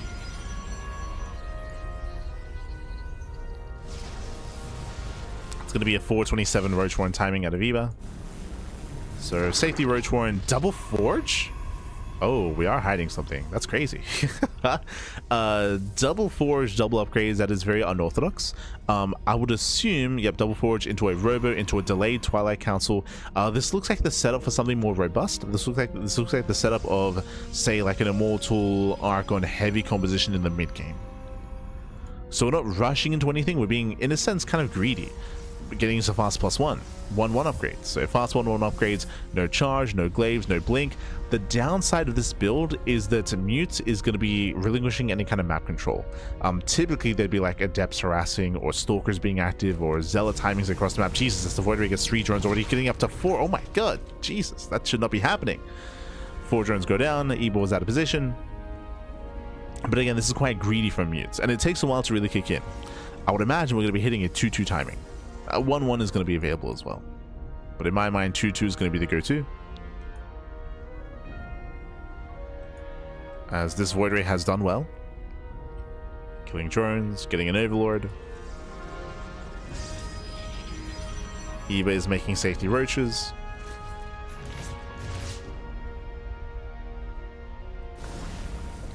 Now, if Eva goes for another 3-base all-in just like last game, I believe Eva could kill. It's going to be a more difficult defense here. I believe that the 1/1 upgrades will be done in time for the defense, that is true, but without blink and without charge, it is the all-in. Oh, actually, I'm getting ahead of myself. Overlord speed is typically reserved for Dropper-Lords and for German taxis and for 3-base all-ins or 2.5-base all-ins, but specifically in this situation, it would make sense for Ebo to try to scout just because he has no information. But based on the fact that he's not droning, means that now he's going all in. So he's going to be cutting workers at 57. This is a much earlier all in. Remember, last game he went for a 3-base all in off of 68 drones. This time it's a 2.5-base all in off of 57 drones. So this is a much earlier all in, less drones, less saturation, and of course the queens are coming into play. So here come the Dropper Lords, here comes the German taxi. And as you mentioned, Mute is vulnerable. He's weaker than he once was because he's being so greedy. Yeah, so greedy here with his tech. Mute, what does he have to defend? He has 1 Immortal, 3 Sentries, 2 Adepts. He has no army, to be honest. Like, there's nothing here. Yeah, there's almost nothing here. We got Vanilla Stalkers warping in. Wings, they do get surrounded. They catch out the Adepts. Getting on top of the Sentries. Oh, the Sentries! Sentries get caught out as well. Massive pickups. Here come the Queens of the Void Ray. Queens do drop in. Sniping the Oracle. Immortal gets surrounded, and there is nothing here. There's nothing here. There's nothing left. In the end, Eva, he will break through. He will overwhelm. And he will punish Mute. Fun fact, Eva didn't even know. Eva, he didn't even scout the main base. He had no idea what was going on. He just went for the all-in anyway. The all-in does hit harder on Ruby Rock. And again, Mute was just so greedy. He was so greedy. GG gets called, and Eva will take the series 2-0, advancing on to the next round. GG. Whew. GG, well played, Eba. He will claim the series. Again, hyper greed out of Mute, going double forge, going for the Robo, going for the Twilight Council, Temple Archives. Again, so much money being spent on tech and on upgrades. That's why the army was non-existent. He had 2 Adepts. He had 2 Adepts. Sorry. He had 3 Sentries. He had 2 Adepts. He had like a Warp and a Stalkers. He had 1 Immortal. Like, he had no standing army there. GG, well played. Risky move there by Mute. The Gamba was real. Didn't pay off. Did not pay off. GG, well played. With that, congratulations to Eba. When it comes to Eba's build, I would say that he had no real indication that his opponent was being greedy. He was just going for an all-in anyway. All-ins are common on Ruby Rock, so we just committed. And again, he had gone for an all-in the previous game as well, so we just send it. We just send it. GG. GG, well played. With that, Eba does claim the series, but at least we did get some late game out of these 2 players in game 1. You know, despite this being an all-in, like, we finally got 1 game where we went all the way to late game. We got there. That's all I wanted out of this broadcast. That's it. But regardless, GG, well played. Here we go. We're getting into our next series. It is going to be a PvP between Sebesdes and UED Soldier. Oh boy. We're getting back into our PvPs. And let's quickly double check here. I know that CSO did mention something about their team. Yes. So I have to fix that up. UED Soldier, he was on CSO Esports, but they did this week announce that they are stepping away from their SC2 roster, which is a bit of a shame. It is a shame. CSO have been around for a long time. But let's go. Let us go. Spawning in the bottom right-hand corner of Winter Madness, we have the yellow Protoss player from the land of Czechia, representing Team Roddy. It is Sebesdes. Oh, hold on. I gotta...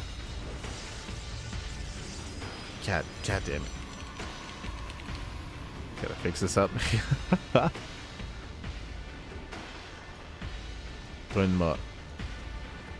Un momento. Beautiful. And spawning in the top left-hand corner of Winter Madness, we have his opponent. We have the green Protoss player, the green Protoss himself. It is UED Soldier. Let's go. Let us go. We have our PvP. Coming into this, I don't really know who to favor here. I think in years past, Sebesdes, he had a lot of potential as a player, and he was reaching a lot of new heights, and he was excelling a lot and improving a lot as well. But I will say Sebesdes has been less active, right? He straight up, he has been less active. He has been competing a little bit less. He's been focusing on other aspects of his life, of course. And in his absence, I would say that UED Soldier has risen up. So I would say this is going to be a close one here. They're both quite close in skill. Sebesdes being less active, UED Soldier being more active, and they've hit around the same level. Shells, what you got? Do we get an ace match? We have yet to experience a game 3. Hasn't happened yet.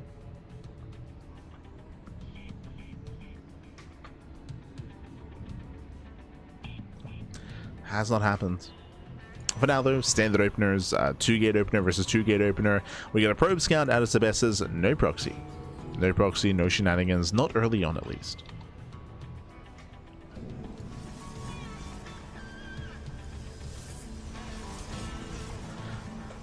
Too much greed? Yeah, too much. Might be too much.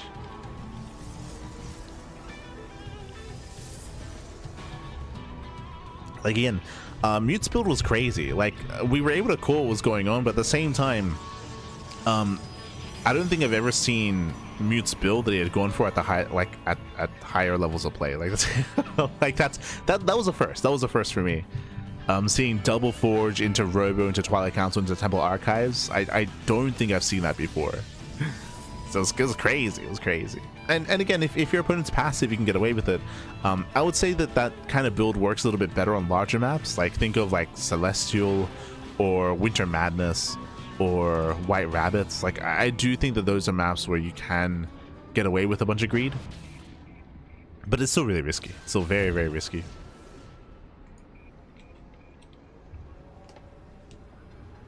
But here we go. For now, we have our Stargate opener out of UD Soldier. Interesting. Does go for the Stargate. Both players are expanding. And we're settling into what should be a standard game. Fun fact, every game that we have casted so far tonight has had an all-in of some kind. There have been longer games with failed all-ins. True, that has happened. But every game has had an all-in of some kind. This might be the first one. The first game in tonight's broadcast where we just calm down and we just get into standard openers. Like, there's no signs of aggression. Yes, it's a Stargate opener, but the Phoenix does scout, does confirm. This Oracle shouldn't really get much damage done. Sebesdes, he's getting ready his main. You can see here he's ready in his main base. He's ready at the natural. His units are split, and we're building up into Blink. Oh, never mind. God damn it. Extra gateways. So going up to 2 gateways and going up, it's going to be a 2 base 4 gate Blink all in. Jesus Christ. It's I was like, yo, we macroing? Nah. So UD Soldier is going to commit. Getting up to this many gateways this early on is not normal, is not orthodox. Usually you would go for a faster 3rd expansion. So UD Soldier is being hyper aggressive. We'll see if Sebesdes is able to recognize this. Sebesdes has a standard setup, only 2 gateways. Sebesdes has half the production of his opponent.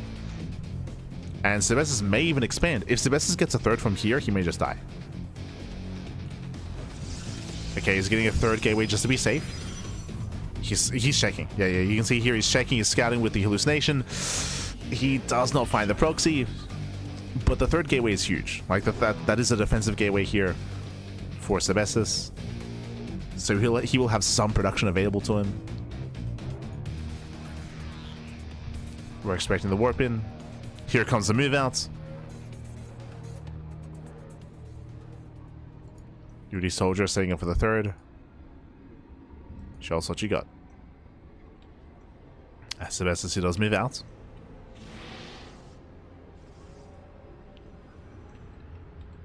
Yeah, he moves out. UD Soldier has a high ground. A better concave here from our green Protoss player. Also, if you notice, he had the opportunity to expand, and he still may throw down the Nexus. I'm not convinced that he's going to commit, but after seeing this many Stalkers, he may. Sebesdes does expand. Eyes are on UD Soldier.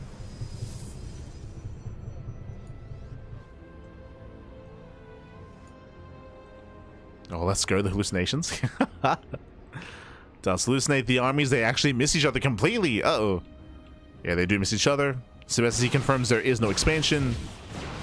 And UD Soldier, he turns around. Ooh, he recalls back home. Ay. Remember, because Sebesdes is expanding, anything he can do to delay the push is going to help. So he does force the recall. He delays the push. UD Soldier does have the Stalker lead. I mean, he should. He does have the extra gateway. So he's up in armies, up in Stalkers. And he's being forced into a 2 base all-in, which I believe he was going to go for anyway, but now it's delayed. Here come the warpins.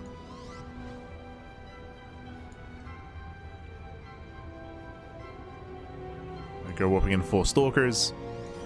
It's all or nothing for UD Soldier. Again, just 2 base all-in. Oh, Stasis goes off. Okay. Stasis does go off. Blinks forward. Gets 1. Gets 2. Yeah, picks up the sentries. Sentries are going down. Nice force fields. Wasted DPS. But he's still one-shotting Stalkers. Yeah, still does one-shot. Boys are being pulled. Stasis trap runs out. Sebesdes, can he hold? Can he hold on? He's down 7 Stalkers. Yeah, the Oracle's coming in from behind. It does waste some shots. Does tank. The boys are helping. Ooh, and Sebesdes, he's holding on. No shot. He's barely holding on with the defensive advantage. The boys, they tank so much, and GG gets called. The all-in fails. Sebesdes holds, and Sebesdes takes game number 1. Whew, GG.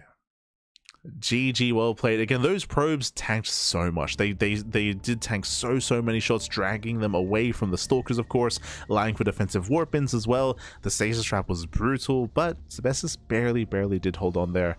Again, I do feel like a big part of that was the recall. Imagine if that army had hit, what, 20 seconds earlier, right? Imagine earlier push, earlier timing. UD Soldier, he was delayed, he was slowed down. GG, well played. The all-in did fail, and with that, Sebesdes takes the lead in the series. And do we ever get into a standard game, by the way? Like, I started this game off being like, yo, every game we've had an all-in, do we finally calm down? And then UD Soldier's like, no, I'm not going to expand. We're going to commit on 2 bases back. God damn it. We'll see if we finally get one here. Spawning in the bottom hand corner of Tourmaline, we have the yellow Protoss player. We have the yellow Protoss himself from land of Czechia, representing Team Roddy, and leading the series 1-0. It is Sebesdes. And spawning in the top right hand corner here, we have the green Protoss player. It is UED Soldier. How did he know which hallucinations which stalkers were hallucination? Mighty suspicious. I would push back hard against that and say not at all. If you recall, if there was anything suspicious, then he would never have been out of position to recall back home. So yeah, I would very quickly shut that down. And it's kind of weird that you would lay any kind of suspicions on UED Soldier.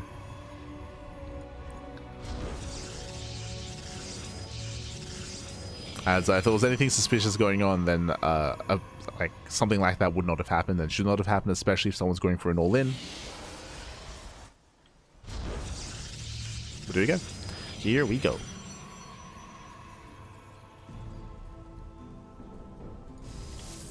So watch yourself.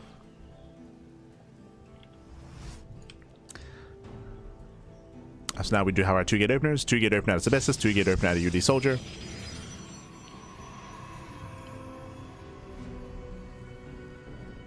Oh, as UD Soldier does veer off towards the right hand side. Okay, you have my attention. Does veer off. Setting up for a proxy. Yeah, setting up for potentially a 1-base all-in.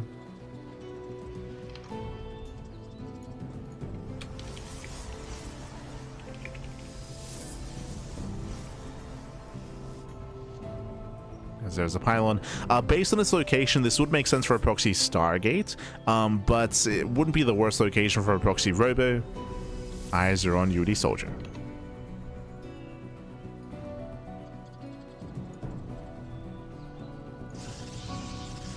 Yeah, double Stalker on the way for Sebesdes. Double Adept. Meanwhile, proxy Robo, 1-base all-in. Okay, so UD Soldier is going for the 1-base all-in. Let us go. He's going to commit.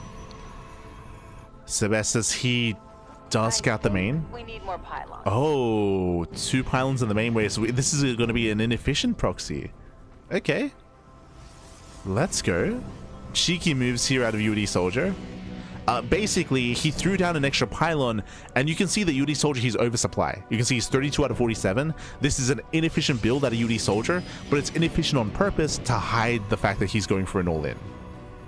Okay, okay. And you can see that Sebesdes, he's setting up for an expand. He's selling the story, papi. He's selling it. Oh. Adepts, they poke in, they check for the expansion. We do have a, yeah, we do fully wall off here in the main, but I believe Sebesdes will expand. And this is lining up well for UD Soldier. Yep, there's the expansion. Ay, ay, ay. Sebesdes, he doesn't know, papi, he doesn't know. Yeah, Sebesdes, he moves out, he's checking. Him seeing the lack of expansion should be a tell. He will kill a pylon, but this does not matter. Remember, like, this was basically just a fake pylon. Fake pylon here out of UD Soldier.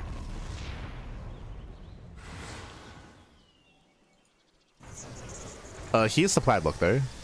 That's unfortunate. Yeah, that's a brutal supply block actually. Yeah, there's the chrono to try to make up for that. So the supply block does slow UD Soldier down.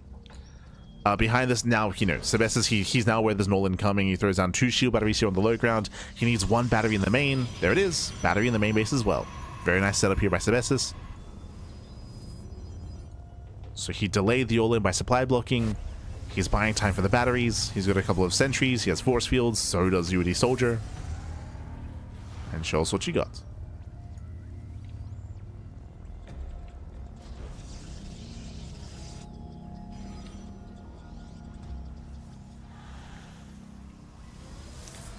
UD Soldier, he'll dive into the main. Oh jeez, the Prism takes a lot of hits. Takes a massive volley. Sentry's not quite in position. Cannot force field the ramp. There's the NG overcharge. And Sebesdes, you ready for this? Yeah, the Prism is going to go down. Massive pickoff. The Prism goes down. The boys are being pulled. The Immortal will fall. And UD Soldier, he will lose everything in the main. Ay, ay, ay. Yeah, not like this. Again, nice reaction. Nice setup here from Sebesdes. Nice rescout. Despite the expansion, Sebesdes, he completely shuts this down. Very impressive. And UD Soldier is hurting. It's a rough position to be in. Very nice force field, locking down the Immortal. One more volley. Immortal gets sniped. And he can always just fall back to the batteries. There's still just 2 fresh batteries here to fall back to. Sebesdes, he's in no danger. And remember, Sebesdes has a natural, UD Soldier does not. There's no base. There's no base, there's no natural, there's no economy. The all-in has failed. And he's still going to try to make this work. There's still potential. There's micro potential, of course. But this is looking bleak here for UD Soldier. Committing into the main base did just kind of seal the deal, as there was just no way out of the main. If there was no battery in the main base, then that could have worked, for sure. If there was no defensive setup. But the battery did finish in time.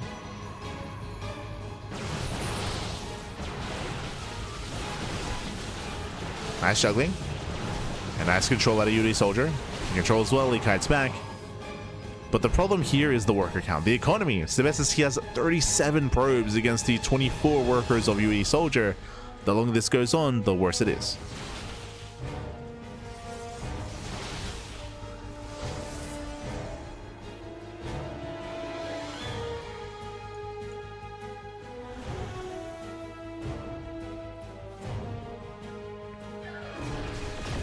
As the Prism does threaten a dive.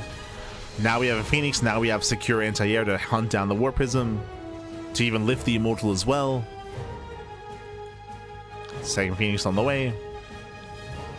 Now, of course, there is a chance if Sebesdes messes up his micro and his control, then maybe you can try to like force a fight with half the army. If there was some sentries here, then force fields could make or break a fight.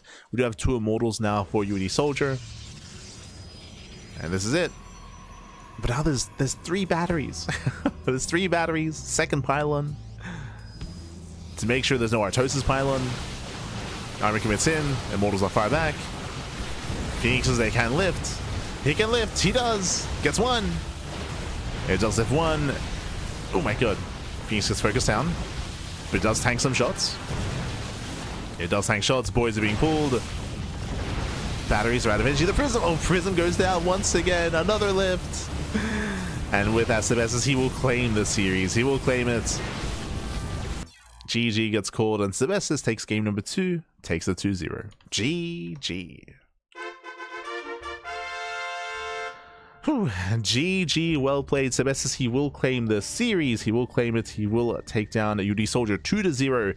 Oh, my apologies. Looks like I did forget to yeah, it looks like I did forget to do the payouts for that series. Sorry, I forgot to do the predictions. No, forgot to do the predictions. But GG, well played with that. Congratulations. UD Soldier does claim the series again. Sorry, Sebesdes does claim the series again. UD Soldier, he did have a really interesting build. I liked it overall. Like, I liked the idea of it. Remember, he went for an inefficient start. He went for an extra pylon to make it look like he was playing standard, and it worked. Like, Sebesdes expanded. Sebesdes, he took his natural base. He took a nexus. Things were lining up there. Things were going well. The all-in was coming. But Sebesdes rescouted. What I mean by that is, if you remember, Sebesdes, he pushed through the center of the map and he confirmed there was no natural base. He killed the pylon, he supply blocked his opponent, confirmed there was no expansion, then he threw that prompted 3 batteries. He threw down 3 safety shield batteries back at home. If that scout was denied in some way, if that was delayed, then maybe he doesn't get his batteries, and maybe that works. But he did recheck, he did rescout. I can see this build working better on a larger map. Again, we're on Tourmaline. Tourmaline is a very small map, short rush distance by ground, so the idea of Sebesdes being active with his army early and checking the natural, it happens quite quickly. It happens quite fast. On a larger map, I feel like there's a higher chance that this build would work. But regardless, GG. GG well played. With that, Sebesdes does claim the series, and we have one matchup left. Let's go. Let's go. And this time I'll remember to open up the predictions. This time I'll remember. No, meanwhile, big shout out to Cian in the chat. Cian. Obrigado. Fala, galera. Thank you so much. Thank you so much for the raid. Hope you had a great stream. Hope you had a great cast. I'm assuming you were casting. Hope you had a great time. And bienvenidos.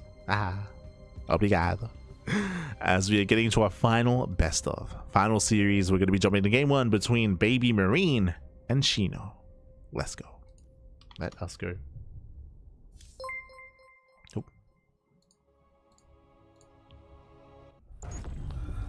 As we have our final best of 3. And spawning in the bottom right hand corner of Ruby Rock, we have the Italian Terran player. We have the Italian Terran, we have the red Terran representing Streamer Zone. It is BabyMarine. And spawning in the top left hand corner, we have his opponent. We have the blue Zerg player, we have the French Zerg. It is Shino.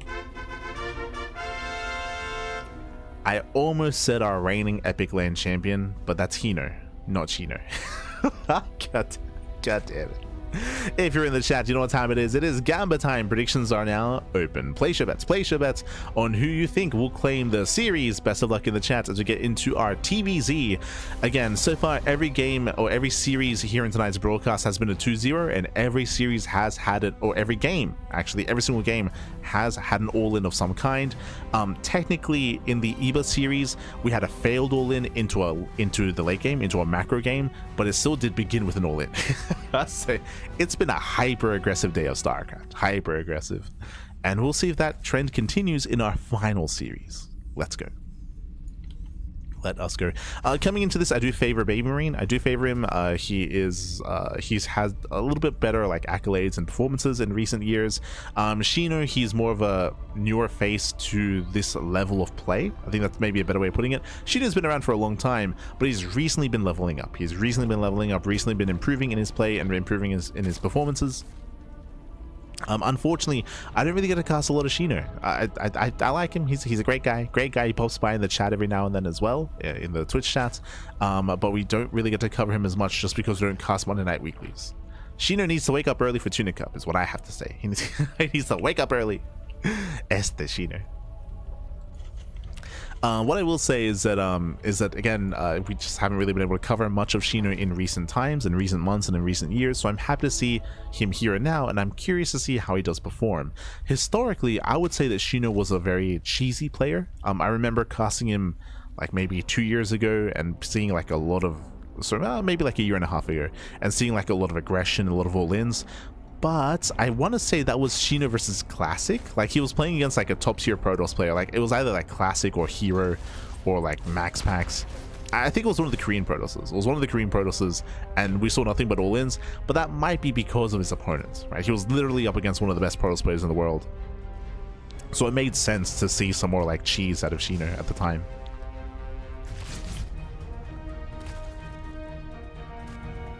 Oh my god, Jesus. So third CC before starport, CC on the low ground here and on the high ground. It's a little bit greedier out of BabyMarine, but he's setting up. He's setting up here back at home, economic opener. Now, something that we saw the last time we casted a TVZ on Ruby Rock was Moja. Moja versus Eon, and Moja, he went for nothing but 8 Raxes. We saw nothing but 8 Raxes out of Moja. 8 Raxes are very strong on this map. In general, I would say that 8 Raxes are weaker than a year ago. Like Araxes were very, very meta last year during DreamHack Dallas.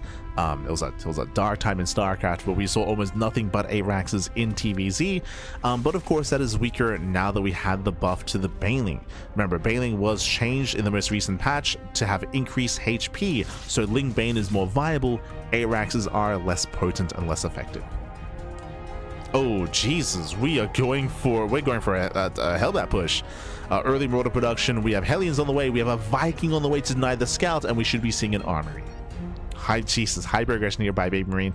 It's a 3cc variation. It's going to be 3cc Hellbat push, but still aggression nonetheless. There's the armory getting ready for those Hellbats. Now, if Shino sees a Marauder, massive tell. There should not be a Marauder this early on, so there's potential to scout, but Shino does not activate that Overlord, and the Viking is on the way. Yeah, the Viking is out, which means the scout is denied. This is on Shino, late scout. Like at around 3:30 is when the Overlord should be moving in, so late scout out of Shino. To the point where there's just no scout at all.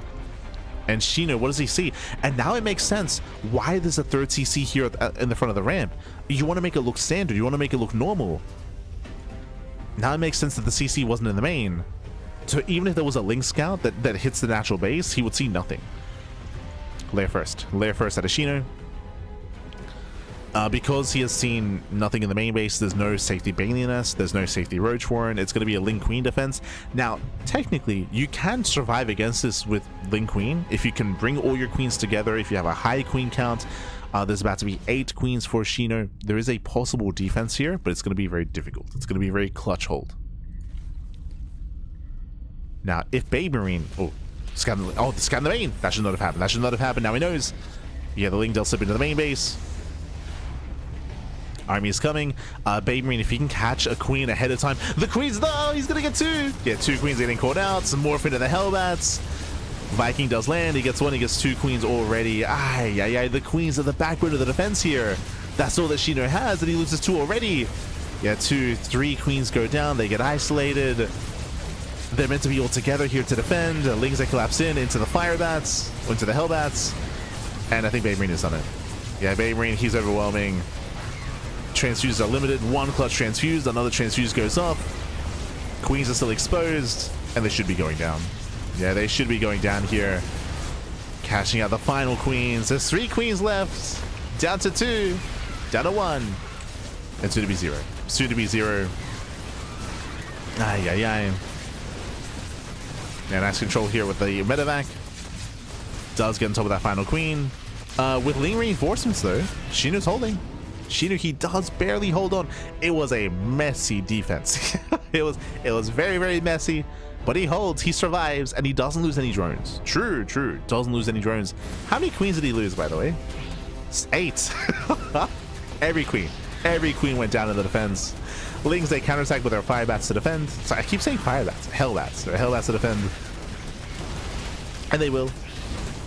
Like, you know, the Lings, they maybe get 1, 2 SCV, 3, 4 SCV kills towards the end. Some damage is dealt. But I still have to favor BabyMarine. Oh my god, as this is catching me off guard, I was so fixated on the aggression. Going into mech as the follow-up. Oh boy. Now, what is the scariest thing about what we're seeing? So, a couple of things here. Shino, he hasn't rescouted. He doesn't know what's going on. Seeing Hellions here isn't a tell. Like, everything's looking normal when it comes to the follow-up. In Shino's mind, there was a tech lab on the racks, right? To make the Marauder. So it makes sense to get Concussive Shell and then to get Stim, right? In the mind of the Zerg player here, it makes sense that Stim would be the follow-up and Bio would be the follow-up. To get an add-on swap out of the tech lab, out of the racks, and onto the factories and throw down 3 more, this is unorthodox. Like, this is a little bit more out of left field, and because of that, Shino, now he knows, now he sees the Cyclones, but he's going to Ling Bane. He's going to Ling Bane Hydra, which is not ideal against Battle Mech. Typically, you need roaches. Like, you need roaches to hold your ground and to stand tall against Battle Mech.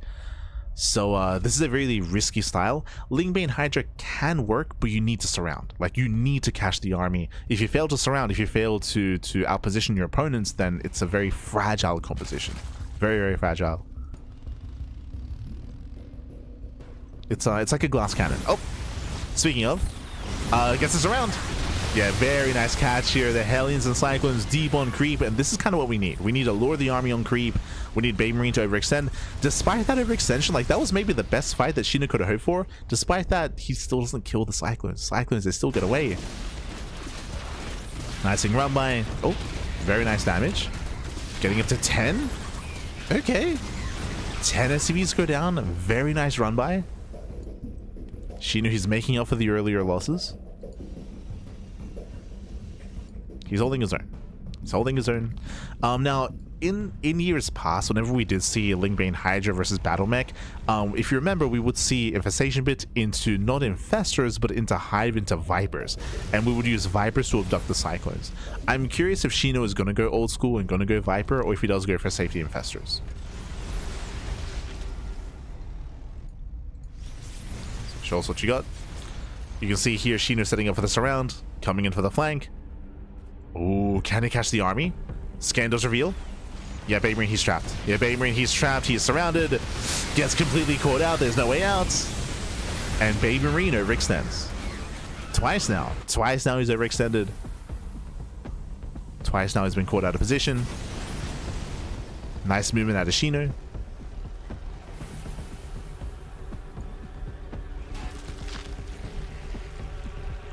And he's stopping the Battlemech from snowballing out of control.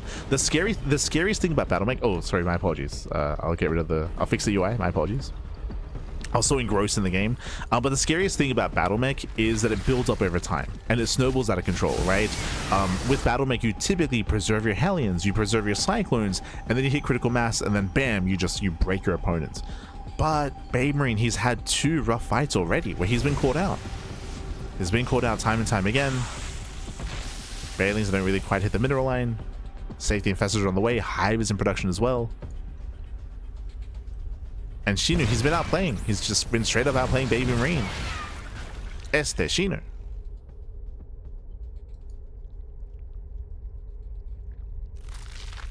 But yeah, still apologize. UD Soldier played in the previous series.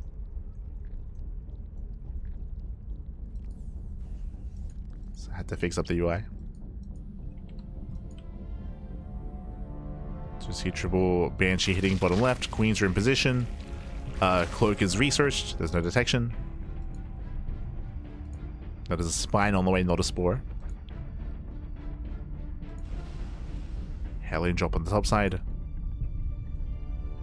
And BabyMarine, he's turtling up. He's turtling up back at home. He's got his planetaries. Got his sensor towers. You can see he's switching out of battle mech into traditional mech, into mass tank. We're going to be here for a while. We're gonna yeah, Lingbane is rolling in. Very nice angle. Oh my god. Yeah, catching at the army. Ling's coming in for the surround. Ooh, and that's going to be what? 6 Cyclones falling. 7 Cyclones falling. I don't think Shino can break the expansion though. Yeah, the planetary will hold its own. Shino, he's overstaying his welcome. He should not be here. Steps forward and he's gonna lose everything. Yeah, he's gonna lose everything. He should not be here. Once he's surrounded the Cyclones, you have to get out. So he did stick around too long and he bleeds out a lot of Hydras. Oof. So a rough trade for Shino. Initially it was good, but then less efficient, less effective. You gotta respect the planetary.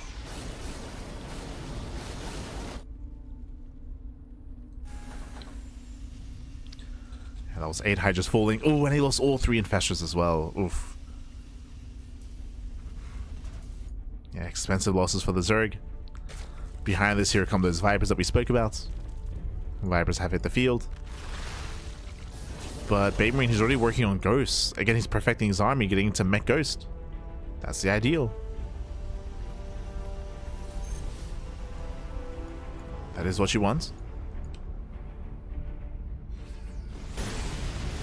As Banshees, they do threaten a counterattack. BabyMarine setting up. Jesus, just walling off his 5th base. Shino cannot allow 5th base to get up and running. I don't know if he can stop it though. I mean, with the Vipers, anything is possible. True. Oh! Yeah, late reaction out of BabyMarine. Late reaction, bleeding out 2 Banshees. Where are the Vipers? They're now joining the forces. Okay, now they're joining the main army. Now with abductions and with blinding clouds, we do see that Shino can break one of these positions. Now the thing here for BabyMarine, he's spread thin. You can see the tanks are very spread thin. There's the first blinding cloud, there's the second. EMP doesn't quite land, or it lands after the blinding clouds. Ooh, boy, that's too much. Yeah, there's too many tanks, too many reinforcements. Shino, he plummets in supply. I was gonna say that we're spread thin here, but I mean, you can see that there are 6 tanks in position here at the 3rd base. Yeah, so a very nice spread here for BabyMarine. Gets into the mineral line. Catching out 8 drones.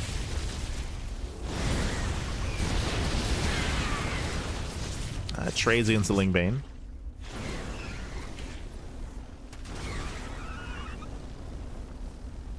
Let's trade.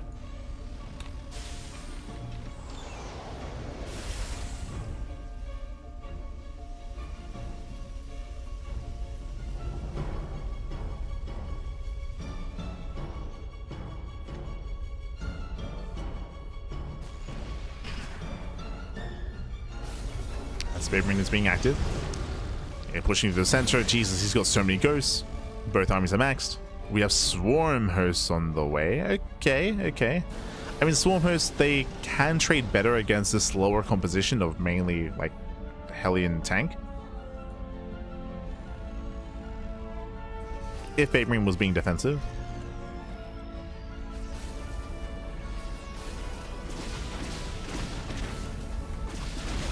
Here we go, he's pushing forward, right through the center.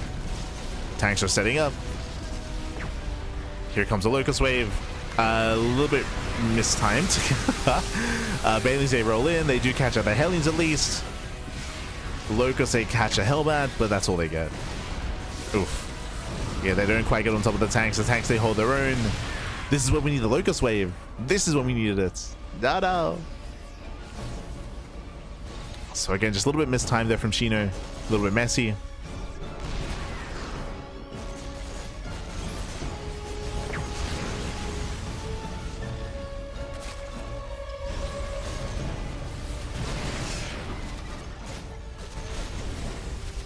And BabyMarine, he's gaining ground. He's gaining ground. We have the Greater Spiral on the way for potentially Broodlords. Tanks unsieged. Okay, tanks are caught unsieged. Local save, they come in from behind. Let's go.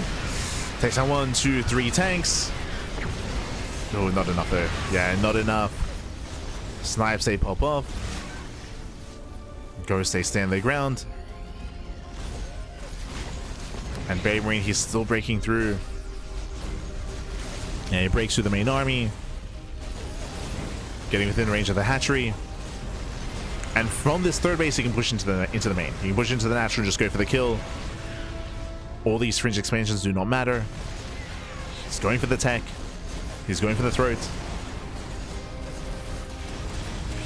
Lings, they run into Hellion reinforcements. Local save coming in for the flank. Gets 1 tank. No, not even. The tank survives. On 5 HP. That's some messy EMPs. Shino does catch 2 tanks. I'll be honest, it's been a while since BabyMarine has reinforced his position, but there we go.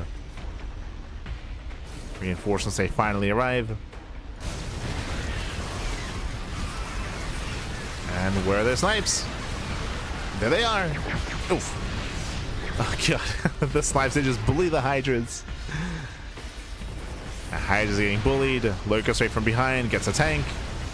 Oh, pulling BabyMarine apart. Okay, there's potential, but the final snipes. GG gets called, everything goes down, and BabyMarine takes game number 1.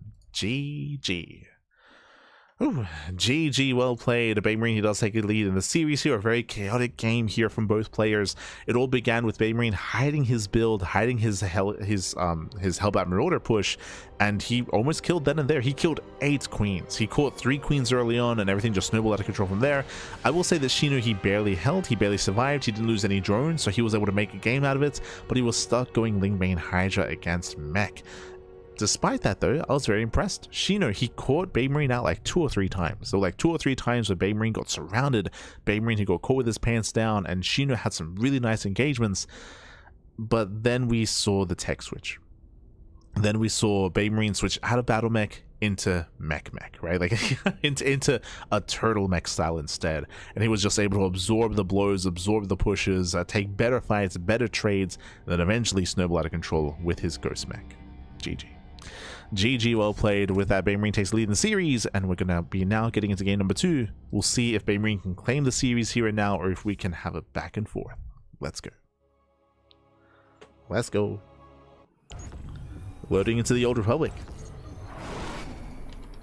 And spawning in the bottom left-hand corner of the Old Republic, we have the Italian Terran player. We have the Italian Terran, we have the Red Terran representing Streamer Zone. It is BabyMarine. And spawning in the top right-hand corner, we have as opponent, we have the French Zerg player. We have the Blue Zerg. It is Shino.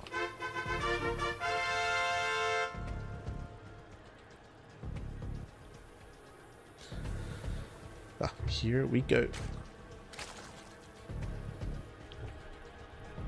So here we're calming down. We are going to be settling in. And welcome to one of the larger maps. True. Welcome to one of the larger maps of the map pool. Is this the first time we're casting on Old Republic today? We've just been, it's just, our games have been so aggressive. Like, we've had nothing but all-ins. The last game was the most like standard game, because even though we had like a Hellbat's Marauder timing, it was still off of a 3rd CC, so I would not call it an all-in from BabyMarine. So we actually had like a more, like, I wouldn't say standard, but we had a more like macro game last game. But yeah, unless I'm misrecalling, I think this is the first time we're loading into the Old Republic. Okay, let's go. Let's go. One of the larger maps in the map pool, longer resistance by ground. As a result, we do expect to see longer and later games here. We expect it. Let's go.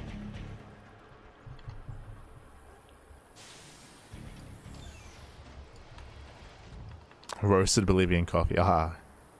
You're making me hungry. We have to have some breakfast. But again, the final series here of the broadcast, and we're seeing quite a wide array of aggression and builds here so far throughout the entire broadcast. I'll be honest, I was not expecting mech out of BabyMarine, and the question becomes, do we see mech again? Right? Do we see mech again, or do we see some bio for the first time? Now BabyMarine, he is at the 3rd base location. Hatch gas pool out of Shino. He will have a late 3rd.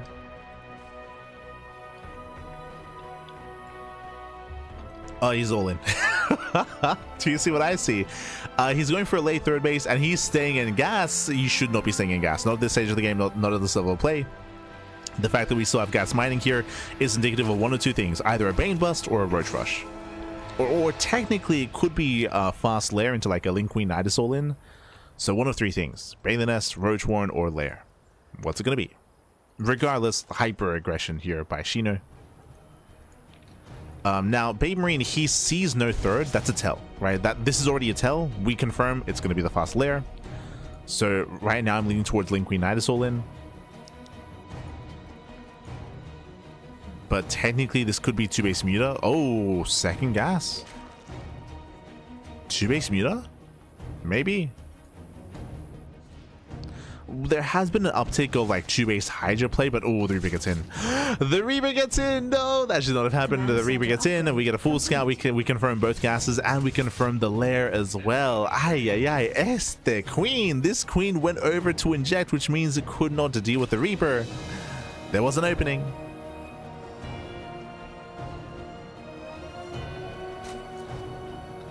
There's no Overlord poised to get into the bases here, so I'm leaning more towards Mutas.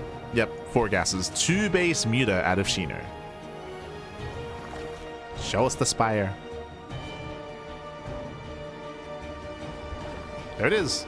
Spire behind the mineral line, 2-base Muta. Now, what is BabyMarine going for? He's going for 3 CC 2-on-1. Oh, good call. Good call here. Remember, BabyMarine, he saw the 2nd gas, so he can rule out Nidus play, as I believe a 2-base Nidus all-in would be without the gas geyser. Also, he just confirms the 3rd base. Confirms the 3rd. So behind this, he's going for less Hellions. I believe he only made 2. Yep, only 2 Hellions into an add-on swap, into reactored Marine production, into early stim. So we do have bio this time out of BabyMarine, and an early stim timing at that. Now, 2-on-1s and 2-on-1 variations are supposed to hard counter Muta play, but this is a 3cc 2-on-1, so this hits a minute later. Fun fact, a regular 2-on-1 would be moving out now, right? It hits around 4:30. Like 4:30 would be when BabyMarine is pushing. A 3cc 2-on-1 hits at 5:30.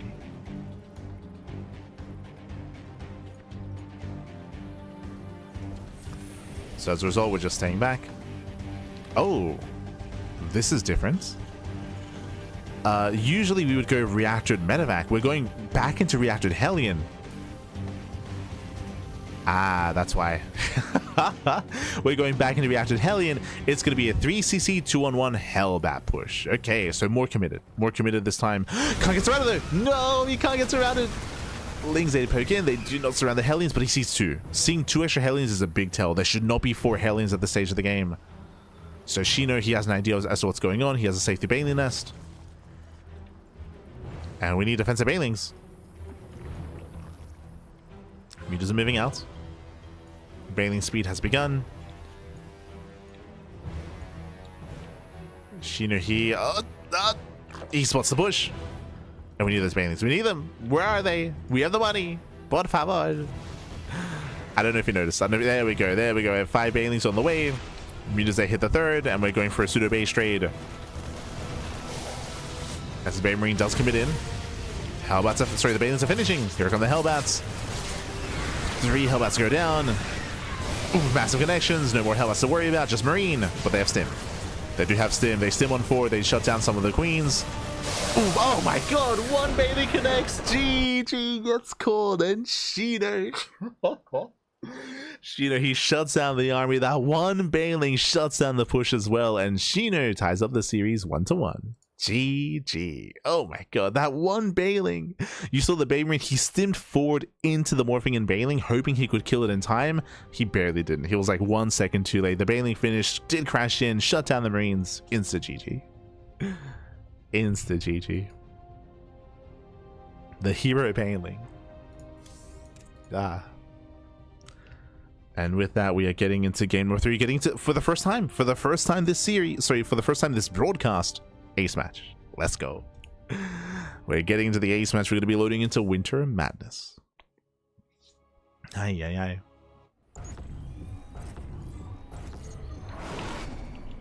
We're going to be loading into Winter Madness here at All Ends on one of the larger maps of the map pool. And spawning in the bottom right hand corner of Winter Madness, we have the Italian Terran player. We have the red Terran representing Streamer Zone. It is BabyMarine. And spawning in the top left hand corner, we have his opponents. We have the French Zerg player. We have the blue Zerg. It is Shino. Repping his boy Lem. His boy Clem. Here we go. Oh, as BabyMarine, he moves out with not just 1, with a 2. With 2 SCVs. Proxy 2 racks out of BabyMarine. He's had enough. He's had it up to here. He's like, you know what? We're going to end it. We're going to end it here and now. Hyper aggression going 2 racks. Oh, hello. That's a 3rd SCV. Never mind. I was going to say 2 racks a bunker rush, but we have a 3rd SCV on the way, setting up for a proxy 3 racks. This is much more committed, much more aggressive, much more all in, as the SCV does veer off towards the right hand side to avoid the Overlord Scout.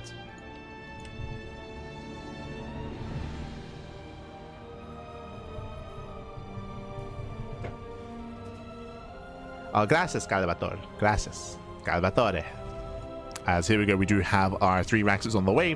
Now, Shino has no idea. Shino thankfully does park 1 Overlord outside of his natural, so he can now react and respond, and he can scout the bunkers ahead of time. But what is important, what is crucial, is identifying and how we react, because different builds require different responses. On proxy 2 racks, you can go for a lighter reaction, a lighter response. So if you see 2 SCVs, then you might actually have a more lighter response and things might snowball out of control. A 3 rack setup here requires something more dedicated. Ideally, BabyMarine, he should hide one of his SCVs. He should hide an SCV to make it look like it's less committed than it is. Against a proxy 2 racks, there's a high chance that Shino pulls the boys, and that's what BabyMarine wants. And yeah, you can see he's intentionally keeping that SCV back. You want to keep it back. You want to keep it hidden. Bunker gets thrown down. Do we pull the boys? So he does pull the boys. And now it's on BabyMarine to kite back and to kill as many drones as possible. And again, there's going to be extra Marines than we're used to. Boys are pulled down to low ground. It's all about the kiting, all about the control. And so far, it does kite well. It does kite well. He gets 1. Gets 1, 2, 3 drones. Does get surrounded. Barely not. Yeah, he doesn't get surrounded, and we're getting out of hand. We're getting out of control. So many drones are going down, losing up to 7 drones already. Yeah, 7 drone kills. We have more reinforcing Marines. Bunkers are denied, but Shino, he is now down in workers. He's now down in economy, and there's still an SCV left over. We should be transitioning. We should be transitioning. Both SCVs survived. Both SCVs, they got out of there. They made it back home, and we're not transitioning. No gas. No gas, no transition. BabyMarine, he's still committing. And he did kill a bunch of workers here, but without those SCVs and without a bunker, I don't think BabyMarine can pull this off. If there was a bunker, different story. Let's go. Let's go, baby. Let's go. The boys are being pulled. We commit. I believe the Overlord did confirm. And in Shino's position, he can give up the natural. We don't have to fight here. We don't have to fight for the natural. But he's going for it. He's going to try to hold on. Spine Crawler's on the way. Lings, they pull back. It's all or nothing. The series will end here and now. BabyMarine, can he pull this up? Can he catch the queens? Yeah, he's going this round. He does catch the queens. They get locked down. Drones are coming in from behind as well. Clutch transfuse here on those queens. Drones, they come in from behind. They surround the Marines. There's 4 Marines left. Oh my god, the queens, they barely survive. How? The queens, they survive this round. And with that, Shino holds. Yeah, Shino, he holds. He shuts down the all-in. Killing 13 SCVs. He zones away the Marines. The queens, they somehow lived. I don't know how. They got surrounded, but they make it out, baby. They make it out. The queens, they're so beefy. Spine Crawler wasn't even a part of the defense, by the way. Now can move forward. Ooh, will be denied. Uh-oh. Queen goes down. Does catch one of the queens. But Shino holds. Yeah, Shino holds. Shino has 10 drones left over. Has an economy. BabyMarine just now getting back home. Mules though. There's links. There's links across the map. 3 links. Don't get surrounded. 0 mining, 0 economy. BabyMarine, he's racing back home. Yo, we are huffing some heavy copium here, right? Oh no. No shot. We're gonna try to macro out of this. There's 0 mining going on right now, Pat. No shot. No. I mean, BabyMarine was favored in this series. True, he was favored. He was favored in this series. He chose to go for the all-in. He gets punished for it. Back at home, Shino happily mining, happily droning. Now, is there a chance here for BabyMarine? Yes, there is a chance. Nah, never mind. Nah, there's no chance. I was gonna say he could tech up and go into like go into a factory, go into a starport, and go into like try to rush into BCs or try to rush into Banshees and try to harass that way and try to force some mistakes. The problem is that there's no gas, so there's no tech. There's nothing here. Like there's no potential to tech up into a factory or a starport or into stim or anything. There's just nothing. So the options are limited, I guess is what I'm saying. Like often in this kind of position, like there may be like some avenues to approach this game and maybe like some things you can do, but without any gas, like what can you do? You can expand. So CC's on the way, SCVs are on the way. Shino's going for the Bane bust. Let's go. I mean, she doesn't need, he can just drone if he wanted to. He could just drone and saturate and just macro from here and just secure his win. That'd be like the quote-unquote correct thing to do. But this is also an option. Shino is cutting workers at 21. It's risky. It is risky here, but he's cutting workers at 21. He's going for a Bane nest. He's going for a Bane bust. Remember, Shino, he scouted no gas. So in his mind, he knows no Hellions. And if there are no Hellions, how do you deny it? How do you stop a Bane bust? If there's no Hellions and no factories and, sorry, no tanks. Well, you got vanilla Marines. 3 C. Oh, BabyMarine, you're an animal. I mean, you know, what do you do in this position? You pray, right? You to Santa Maria, baby. Let's go. Let's go. 3rd TC is on the way. We pray and we hope that Shino leaves. If he leaves us alone, then maybe, right? True. If Shino, if he didn't go for an all-in here, then maybe BabyMarine could recover. We prayed. But here comes the Bane bust. And again, no shot BabyMarine survives this. Like there's no, unless Shino pulls a light from like 2015 and we accidentally manually detonate all the Banelings, like right now. Before they connect. Then maybe. But there we go. Breaks down the wall. Ling's a button for this round. GG gets called, and Shino, he will claim the series 2-1, taking down BabyMarine. GG. GG, well played. Congratulations here to Shino, as it does claim the series. Big win, big upset as well. BabyMarine was favored coming into this. If you recall, coming into this tournament, I mentioned how BabyMarine, he's, I would say, the highest rated Terran player in this event, and we expect him to go far, but no, he gets knocked down in the first round. GG, well played. Very impressive play here by Shino, coming in as the underdog, coming in as the less experienced player as well, and taking down BabyMarine. Big win here. It was an unorthodox series. We had BabyMarine winning the first game, of course, gaining momentum.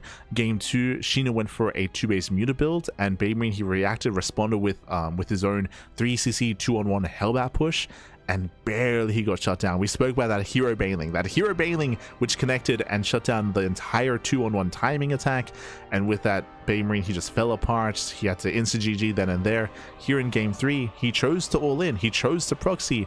That's the risk you take. Here. Shino, I was scared he was losing too many drones, but he did deny the bunkers. Bunkers were never a factor, and he did hold on. GG, well played. Congratulations to Shino. My condolences to BabyMarine as he gets knocked down. Now, as a reminder, it is a double elimination bracket. True. So BabyMarine, he's not out of the tournament. He's still in it, but he's down to the lower bracket. He only has 1 life left. One life. Let's catch up. On the bracket itself. Okay, and with that wraps up our broadcast here tonight. That wraps up all of our matches. From the top, we had MiddleVK versus Night Phoenix. If you remember, MiddleVK did take down Night Phoenix 2-0, so Middle does advance on a face-off against Shameless in another PvP. Meanwhile, we had Art he 2-0'd Defiance, Minizerg 2-0'd Erebus, and we have Art versus Minizerg in the second round, in the round of 16. I'm looking forward to that. Scrolling down a little bit further, we had Moja took down Eon 2-0, and we have Moja versus Inexorable in a TVT. Ooh, it's a bit of a shame that the Terrans are facing off against each other that quickly because there are so many Protosses, but regardless, best of luck to Moja and Inexorable. Scrolling down, we have Pappy. Ooh, that series has yet to play out, but we have Pappy versus Creator going up against Ledlix in the next round, non-stop PvPs. We have Iba, he 2-0'd Mute, and he's up against Jumi in the round of 16. Ooh, that is a brutal one. Jumi is one of the bigger names in this tournament, so best of luck to Iba. Best of luck. Scrolling down, we have the other Art. That's the Polish Art. Art is up against Hatsu, still to play out. Winner goes up against Milky Cow in the next round. And then we have Sebesdes versus UD Soldier. Sebesdes did take down UD Soldier 2-0. That leads into Rebellion, another PvP. Scrolling down, we have BabyMarine versus Shino. That was our final series. We had Shino taking down BabyMarine 2-1 to face off against GG Machine. Yo, what is with the seeding? What is with the seeding here? ZVZ in the second round. There's barely any Zerg players in the tournament. There's barely any Zergs, but they're going to be knocking each other out in the round of 16. So again, best of luck to Shino up against GG Machine, as I would say that GG Machine is one of the bigger names also in the tournament. Oh boy. And as you can see down there, lower bracket. No one is eliminated. They get knocked down to the lower bracket where they have another chance to redeem themselves and to fight back. Best of luck. Best of luck in that lower bracket. Otherwise, GG, well played. Hope you all enjoyed yourselves. Hope you all had a great time here tonight. This bracket will eventually be updated with all the scores that we just had, of course. We'll get there. Otherwise, hope you had a great time. And again, because there's a lower bracket and because there are so many matches going on, this tournament does take a long time to conclude. It's gonna last around 3 months. Around 3 to 4 months is typically how long it takes to play through an OSC Elite Rising Star tournament, just because every game is casted. Every game is held, both in the upper bracket and in the lower bracket as well. This was day 1, the first week of broadcasting, and there's going to be tomorrow. Oh, sorry, there's going to be next week. Next week is going to be day 2, so on and so forth. Oh boy. Mule power, true. Just catch you. Yo, Shino. Oh my god, he's in the chat. Papi, isn't it like 4 a.m.? Let's go. Shino. You're crazy, Papi. You're crazy. GG, Papi. GG. Sorry, I was engrossed catching up with the bracket. Hey, just wanted to take a moment to thank you for casting my match. I enjoyed the quality of your commentary. It was very respectful toward the players. Always, Papi. Always. Of course, of course. Especially meant a lot to hear the kind of things you said about me before the match. As a player, we put a huge amount of time and effort into improving, and having that work recognized by someone who has a positive impact on the Sakatu scene is very motivating. Ah, let's go. Thanks again for the passion you bring to your cast and for the positive energy. Esteshino, thank you so much. Thank you so much for competing, of course. Thank you so much for competing. Thank you so much for playing Esteshino. But yeah, we're always here to support the players. Always. Otherwise we wouldn't be covering events like this, of course. And you know, because we cast so much and we cover so much, you know, we take notice. We take notice of players like Shino. We take notice, of course. Always. Esteshino. And again, it's really cool to see you doing well here, of course. I wish you the best of luck in your upcoming matches. As I just mentioned, it is a shame that it's going to be a ZVZ. Again, there's like, what, 5 Zurich players in the bracket? So I would personally, as a caster, I'm a little bit biased and selfish. I would like some diversity, you know, coming into the later rounds of the event. So it's a bit of a shame that it's going to be a ZVZ of all things, but best of luck. Wish you the best against GG Machine. Not an easy opponent, not an easy one, but best of luck. Yeah.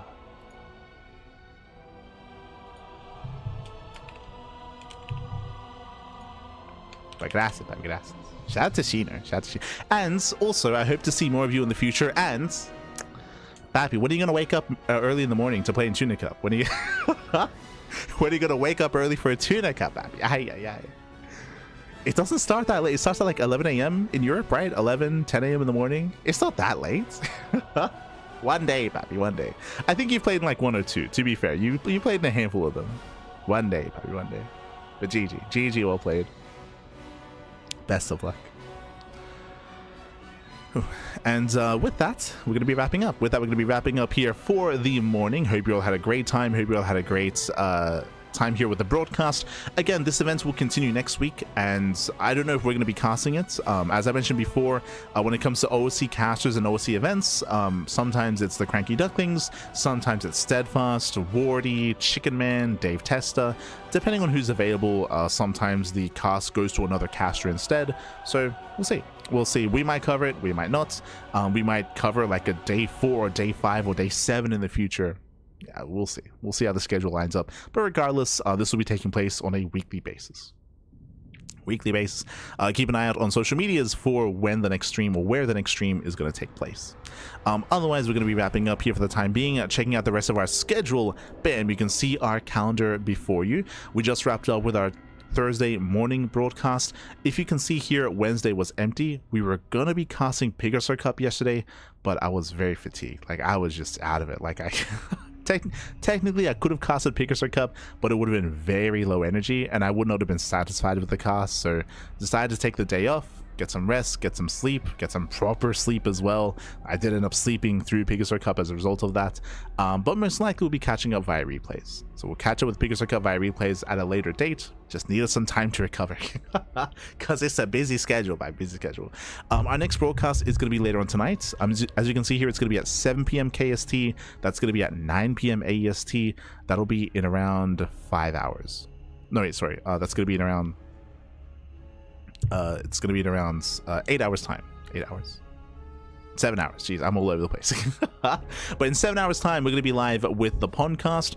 If you're curious, what is the podcast? The podcast is our weekly talk show where we talk all things StarCraft. Basically, it's kind of like a weekly wrap-up news show, essentially, where we go over everything. This week, what do we have to talk about? There was an interview with Kalaris. So Kalaris, he had an interview, so we're going to be going over that. We have, let's see here, we have news regarding CSO esports, regarding Ladder Legends, regarding Pigfest. Big news that we're going to be discussing is the return of publishing maps on the arcade. It's been 10 months, right? It's been like 8 to 10 months since, if you didn't know this, modders and map makers could not actually upload anything to the arcade because of some controversies. I say controversies. Basically, there was a big issue on this StarCraft 2 arcade where some like snuff films and like some weird like propaganda videos and like some really like extreme stuff was being uploaded onto the arcade and was being shown to people that were unaware of that.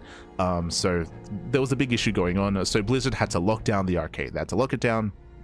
They disabled anyone uploading anything, And it's been a long time, but finally it looks like they've fixed those issues. They've kind of resolved it, and they've kind of tightened up their security and tightened up, I guess, their automated services in regards to catching that sort of stuff to make sure that the arcade is a bit of a safer place, so there's no weird stuff on it. And yeah, there's no like explicit content on it or anything like that. So that did happen a couple of days ago. So that's another big thing that is going to benefit and that is going to help, you know, modders and map makers, especially coming into the next season of TLMC. So big time, big moment. And of course, we'll be discussing all the other events throughout the week. So Epic Land, Pigsty Festival, the WarDTV Championship as well, and many other events. So again, we'll be going over all the announcements and all the tournament results as well. So a lot to discuss. Personally, I still have to catch up on that Kalaris interview, so I have to catch up on that. And I know that Cyril, he released a video, I think yesterday. It was Cyril's EWC analysis of his series against Classic. We might discuss that if I have time to go over the video itself. We'll see.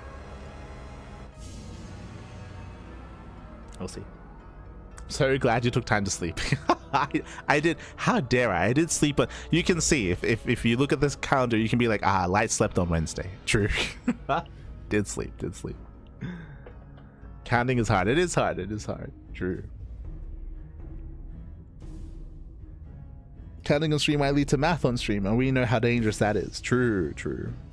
But otherwise, thanks for watching. Thanks for tuning in. We're going to be wrapping up here for the time being. Again, the next broadcast is going to be in 7 hours. 7 hours time. Otherwise, tomorrow we're going to be live with Little League Cup. That's going to be a catch-up replay cast of Little League Cup Group A, C, D, all the Little League Cups throughout the course of the week. We have KSL over the weekend, we have SD over the weekend, and we have STC Sparkling Tuna Cup over the weekend as well. See you then. Otherwise, we're going to be wrapping up for the time being. I might go live. Nah, we'll chill. I was tempted to go live and maybe watch those videos with everyone. So I have to catch up on the Kalaris interview and the Cyril video as well. But at the same time, it's 2 p.m. It would be nice to get some breakfast. So I'm gonna go get some breakfast. I'm gonna go make some ramen. Gonna get some food, and then I'll catch up on all the videos that we have to catch up on for the podcast. So see you then. Otherwise, thanks for watching. Thank you so much for the support. We do appreciate it. And stick around. We're going to be giving another StarCraft streamer a raid. Who do we raid? I'm spoiled for choice right now. There's a lot of people. There's Vindicta, Miguelito, there's Eggs, El Huevito, there's Dave Testa, there's Bomioja as well. It's at the Heaven is live. True. There's a lot of people live at the moment. Nero is streaming StarCraft. That's a rare sight. Florencio is live. Jesus. A lot of people. Give him some love, give him some support. Otherwise, we'll see you guys next time. Until then, ciao, papi, ciao. Hasta luego. All right, also very quickly, if you want to support us, you can do so via Patreon. You can support us via Patreon, or you can support us via following us on the socials. If you see something that you like here, and if you can't watch it live, YouTube is the place to be. We upload on YouTube on a daily basis. Plenty of content, plenty of StarCraft over on the CranKy Ducklings YouTube channel. Otherwise, we'll see you guys next time. Ciao. See you next time. Hasta luego.